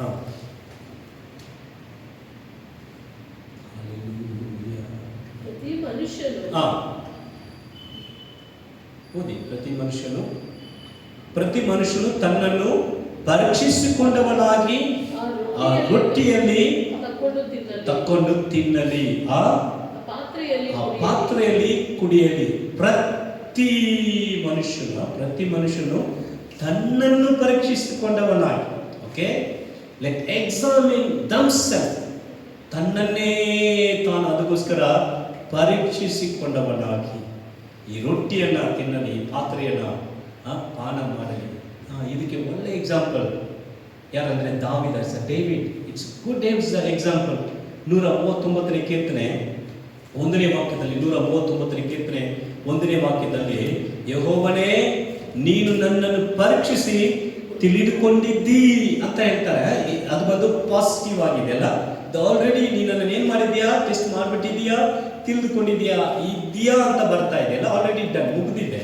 ನೋಡಿ, ತಿರ್ಗಾ 23ನೇ ವಾಕ್ಯ 24ನೇ ವಾಕ್ಯವನ್ನು ಓದುವಾಗ ಅದೇ ಕೀರ್ತನೆಯಲ್ಲಿ 23-24, ದೇವಾ ನನ್ನನ್ನು ಪರೀಕ್ಷಿಸಿ ನನ್ನ ಹೃದಯವನ್ನ ತಿಳಿದುಕೋ, ನನ್ನನ್ನು ಶೋಧಿಸಿ ನನ್ನ ಆಲೋಚನೆಯನ್ನ ಗೊತ್ತು ಮಾಡು, ನಾನು ಕೇಡಿನ ಮಾರ್ಗದಲ್ಲಿ ಇರುವೇನೋ ಏನೋ ನೋಡಿ ಸನಾತನ ಮಾರ್ಗದಲ್ಲಿ ನನ್ನನ್ನು ನಡೆಸು. ಆಮೇಲೆ ನೋಡಿ, ದಾವೀದನ ಒಂದು ದೊಡ್ಡ ಒಂದು ಜಯಕ್ಕೆ ಕಾರಣ ಏನಂದ್ರೆ ನನ್ನನ್ನು ಪರೀಕ್ಷಿಸು ದೇವರೇ. ಲೆಟ್ ಮಿ ಟೆಸ್ಟ್ ಮೀ, ನನ್ನನ್ನು ಟೆಸ್ಟ್ ಮಾಡು ದೇವರೇ, ಎಕ್ಸಾಮಿನ್ ಮಾಡು ದೇವರೇ, ನನ್ನನ್ನು ಎಕ್ಸಾಮಿನ್ ಮಾಡು, ನನ್ನನ್ನು ಪರೀಕ್ಷಿಸು ದೇವರೇ, ನನ್ನನ್ನು ಟೆಸ್ಟ್ ಮಾಡು ದೇವರೇ, ನನ್ನ ಹೃದಯವನ್ನು ಟೆಸ್ಟ್ ಮಾಡು, ನನ್ನ ನಡಕೆಯನ್ನು ಟೆಸ್ಟ್ ಮಾಡು, ನನ್ನ ಮಾತನ್ನು ಟೆಸ್ಟ್ ಮಾಡು. ನೋಡಿ, ಅದೇ 51ನೇ ಕೀರ್ತನೆಯಲ್ಲಿ ಹಾಗೆ ಇರುವಾಗ ಹೇಳ್ತಾರೆ. 51ನೇ ಕೀರ್ತನೆ 7ನೇ ವಾಕ್ಯದಲ್ಲಿ ಓದುವಾಗ, 51ನೇ ಕೀರ್ತನೆ 7ನೇ ವಾಕ್ಯದಲ್ಲಿ ಓದುವಾಗ, ನನ್ನನ್ನು ಏನ್ ಮಾಡು, ತೊಳೆದು ಈಸೋಪ್ ಗಿಡದ ಬರಲಿನಿಂದ ನೀರನ್ನು ಚಿಮುಕಿಸಿಯೋ ಎಂಬಂತೆ ನನ್ನ ಅಶುದ್ಧತ್ವನ್ನ ತೆಗೆದು ಬಿಡು, ಆಗ ಶುದ್ಧನಾಗಿರುವೆನು. ನನ್ನನ್ನು ತೊಲೆ, ಆಗ ಹಿಮಕ್ಕಿಂತಲೂ ಬೆಳ್ಳಗಾಗುವೆನು. ನೋಡಿ, ಅದನ್ನ ಹೇಳ್ತಾರೆ, ನನ್ನನ್ನು ತೊಲೆ ದೇವರೇ, ನನ್ನನ್ನು ಪರೀಕ್ಷಿಸು ದೇವರೇ, ನನ್ನನ್ನು ಟೆಸ್ಟ್ ಮಾಡು ದೇವರೇ, ನನ್ನನ್ನು ಎಕ್ಸಾಮಿನ್ ಮಾಡು ದೇವರೇ. ನೋಡಿ, ಅದಕ್ಕೆ 19ನೇ ಕೀರ್ತನೆ 12ನೇ ವಾಕ್ಯವನ್ನು ಓದುವಾಗ, 19ನೇ ಕೀರ್ತನೆ 12ನೇ ವಾಕ್ಯವನ್ನು ಓದುವಾಗ ಕೀರ್ತನೆಗಳನ್ನು ಹಾಗೆ ಹೇಳ್ತಾ ಇದ್ದಾರೆ. ತನ್ನ ತಪ್ಪುಗಳನ್ನೆಲ್ಲ ತಿಳಿದುಕೊಳ್ಳುವವನು ಯಾರು? ನನ್ನನ್ನು ನಿರ್ಮಲ ಮಾಡು. ಅದೇ ದಾವೀದನು ಹೇಳ್ತಾ ಇದ್ದಾನೆ, ದೇವರೇ, ನನಗೆ ಮರೆಯಾಗಿರುವ ಯಾವುದೇ ತಪ್ಪಾದರೂ ನನ್ನನ್ನು ಹೇಗೆ ಮಾಡು, ತೆಗೆದು ಹಾಕಬೇಡ ದೇವರೇ. ಆಮೇಲೆ ಲೆಟ್ ಎಕ್ಸಾಮಿನ್ ಅವರ್ ಸೆಲ್ಫ್. ಈಗ ನಾವು ಕೆಲಸಕ್ಕೆ ನಾವು ಅನ್ಕೊಳ್ತೇವೆ, ನಾನು ಚೆನ್ನಾಗಿ ಪ್ರಾರ್ಥನೆ ಮಾಡ್ತೇನೆ, ಚೆನ್ನಾಗಿ ನಾನು ಪರಿಶುದ್ಧವಾಗಿದ್ದೇನೆ, ಆ ರೀತಿಯಲ್ಲಿ ನಮ್ಮ ಉತ್ತಮ ಕಾರ್ಯಗಳು ನಾವು ನೆನೆಸ್ಕೋಬಹುದು. ಇಟ್ಸ್ ರೈಟ್, ಅದು ತಪ್ಪು ಯಾವುದಿಲ್ಲ. ಆದರೆ ಕೆಲವು ಕಾರ್ಯಗಳು ನಮ್ಮ ಜೀವನದಲ್ಲಿ, ಅಶುದ್ಧ ಕ್ರಿಯೆಗಳು ನಮ್ಮ ಜೀವನದಲ್ಲಿ ಒಂದು ವೇಳೆ ಬಿತ್ತಲ್ಪಟ್ಟಿರ್ಬೋದು. ಯಾಕಂದ್ರೆ ನೋಡಿ, ಅದಕ್ಕೆ ಒಂದು ಆಧಾರ ವಾಕ್ಯ ಇದೆ. ಮತ್ತಾಯ 13ನೇ ಅಧ್ಯಾಯದಲ್ಲಿ 30ನೇ ವಾಕ್ಯವನ್ನು ಓದುವಾಗ, 13ನೇ ಅಧ್ಯಾಯ 30ನೇ ವಾಕ್ಯವನ್ನು ಓದುವಾಗ, ಬೆಳೆದಿದೆ. ಇಟ್ಸ್ ಅ ಗುಡ್ ಕ್ಯಾರೆಕ್ಟರ್, ಒಳ್ಳೆ ಫಲಭರಿತವಾಗಿದೆ, ಒಳ್ಳೆ ಫ್ರೂಟ್ಫುಲ್ ಆಗಿದೆ. ಆದ್ರೆ ಅದು ಇದ್ರೂ ಕೂಡ ಸುಗ್ಗಿ ಕಾಲ ಬರುವ ತನಕ ದೇವರು ಏನ್ ಮಾಡ್ತಾರೆ ಅಂದ್ರೆ, ಈಸ್ ವೇಟಿಂಗ್ ಅಂತೆ. ಯಾಕೆ ವೇಟ್ ಮಾಡ್ತಾ ಇದ್ದಾರೆ? ಆ ಕಲೆಯನ್ನ ಬೇಡದೇ ಇರುವ, ಅದನ್ನ ತೆಗೆಯುವ ಸಮಯದಲ್ಲಿ ಒಂದು ವೇಳೆ ಉತ್ತಮವಾದದ್ದು ಕೂಡ ನಾಶವಾಗ್ಬಿಡ್ಬೋದು. ನೋಡಿ, ಆ ಒಂದು ವಾಕ್ಯವನ್ನು ಓದ, 30ನೇ ವಾಕ್ಯ, ಸುಗ್ಗಿ ಕಾಲದ ತನಕ ಎರಡೂ ಕೂಡ ಬೆಳೆಯಲಿ. ಸುಗ್ಗಿ ಕಾಲದಲ್ಲಿ ಕೊಯ್ಯುವವರಿಗೆ ಮೊದಲು ಅಣಜೆಯನ್ನು ಏನ್ ಮಾಡಿ ಆರಿಸಿಕೊಂಡು ಅದನ್ನು ಸುಡುವುದಕ್ಕೆ ಏನ್ ಮಾಡ್ರಿ, ಹೊರೆ ಕಟ್ಟಿ ಹಾಕಿರಿ.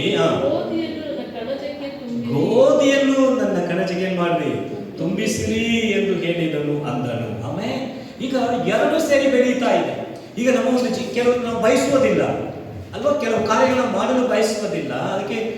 ಅದಕ್ಕೆ ಪೌಲನು ಹೇಳುವಾಗ ಹೇಳ್ತಾನೆ, ನಾನು ಸಹ್ಯ ವಿರುವಾದದೇ ನಾನು ಸಹಿರೆ. ನಾನು ಅದನ್ನು ಮಾಡಕ್ಕೆ ಬಯಸ್ತಾ ಇಲ್ಲ, ಆದ್ರೆ ನನ್ನ ದೇಹ ರೀತಿಯಲ್ಲಿ ಮಾಡ್ತಾ ಇದೆ. ಪಾಪದ ಕಾರ್ಯಗಳು, ಈ ಪಾಪದ ಲೋಕದಲ್ಲಿ ಇರುವುದರಿಂದ, ಪಾಪಕ್ಕೆ ನಾನು ಒಳಪಟ್ಟಿರುವುದರಿಂದ ನಾನು ಹಾಗೇ ನಡೀತಾ ಇದ್ದೇನೆ, ಮಾಡುತ್ತಾ ಇದ್ದೇನೆ ಎಂಬುದಾಗಿ ಏನ್ ಮಾಡುತ್ತಾ ಇದ್ದೇನೆ, ತನ್ನನ್ನ ನೋಡುವಂತ ಒಂದು ದೃಷ್ಟಿ ಏನ್ ಮಾಡಬೇಕು. ನಾವು ಆತ್ಮೀಯ ಜೀವಿತದಲ್ಲಿ ಬೆಳೀತಾ ಬರುವಾಗ ನಮ್ಮ ಒಂದು ಮಾತು ಅಲ್ವಾ, ನಮ್ಮ ಒಂದು ದೃಷ್ಟಿ, ನಮ್ಮ ಒಂದು ಚಿಂತೆ ಅಥವಾ ನಮ್ಮ ಒಂದು ನಡಕೆ ಪ್ರತಿ ಕಾರ್ಯಗಳಲ್ಲಿ ನಮ್ಮ ಒಂದು ಭಾವನೆ, ನಮ್ಮ ಒಂದು ಅನಿಸುವಿಕೆ, ಈ ಒಂದು ಕಾರ್ಯಗಳೆಲ್ಲವನ್ನ ದೇವರ ಮುಂದೆ, ಆ ದೇವರ ಬೆಳಕಿನಲ್ಲಿ ಇಡುವಾಗ, ಇಟ್ಸ್ ರೈಟ್, ಅದು ಸರಿಯಾಗಿದೆಯಾ, ಇಟ್ಸ್ ರೈಟ್ ಆಗಿದೆಯಾ, ನಮ್ಮ ಒಂದು ಮಾರ್ಗ ಆತನ ಮುಂದೆ ಸರಿಯಾಗಿದೆಯಾ. ಕೆಲವು ಸತಿ ಎಲ್ಲ ಸಣ್ಣ ಕಾರ್ಯ ಕೂಡ ಒಂದು ದೊಡ್ಡ ಬಾಧನೆಯನ್ನು ನಮ್ಮಲ್ಲಿ ಕೊಟ್ಟುಬಿಡಬಹುದು. ನೋಡಿ, ಲೂಕನ ಬರೆದ ಸುವಾರ್ತೆ 11ನೇ ಅಧ್ಯಾಯ 34ನೇ ವಾಕ್ಯ, ಲೂಕ 11:34. ಇನ್ನು ಒಂದು 5 ನಿಮಿಷದಲ್ಲಿ ನಾವು ಮುಗಿಸಿ ಪ್ರಾರ್ಥನೆ ಮಾಡಲಿದ್ದೇವೆ. ಲೂಕ 11:34. ಬೇಗ ಇನ್ನೊಂದು 3-4 ವಾಕ್ಯಗಳು ಮಾತ್ರ ಓದಿ ಪ್ರಾರ್ಥನೆ ಮಾಡೋಣ. ನಿನ್ನ ಕಣ್ಣು ದೀಪಕ್ಕೆ ಏನಾಗಿದೆ, ನಿನ್ನ ಕಣ್ಣು ದೇಹಕ್ಕೆ ಏನಾಗಿದೆ, ದೀಪವಾಗಿದೆ. ನಿನ್ನ ಕಣ್ಣು ನೆಟ್ಟಗಿರುವಾಗ ನಿನ್ನ ದೇಹವೆಲ್ಲ ಬೆಳಕಾಗಿರುವುದು. ನಿನ್ನ ಕಣ್ಣು ನೆಟ್ಟಗಿದ್ರೆ ಅದು ಕೆಟ್ಟದಾಗಿರುವಾಗ ನಿನ್ನ ದೇಹವು ಕತ್ತಲಾಗಿರುವುದು. ಆದ್ದರಿಂದ ನಿನ್ನೊಳಗಿರುವ ಬೆಳಕೆ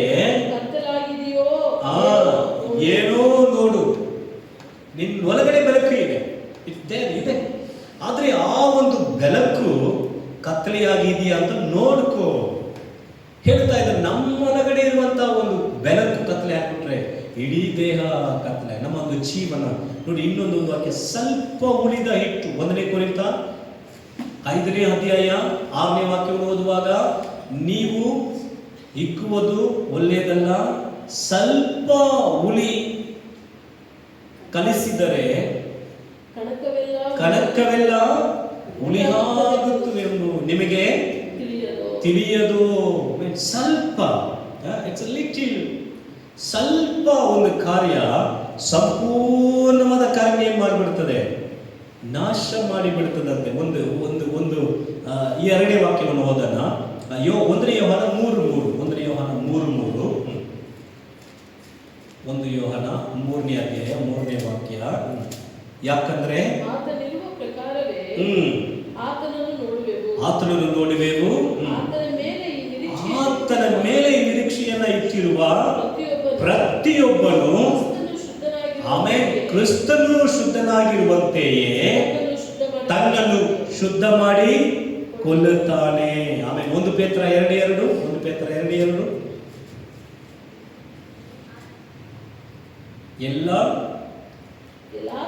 ಎಲ್ಲ ತರದ ನಿಂದೆಯನ್ನು ವಿಸರ್ಜಿಸಿ ಹಸು ಮಕ್ಕಳಂತೆ ಶುದ್ಧ ಹಾಲನ್ನು ಬಯಸಿರಿ, ಅದರಿಂದ ಬೆಳೆಯುತ್ತಾ ರಕ್ಷಣೆಯನ್ನು ಹೊಂದುವಿರಿ.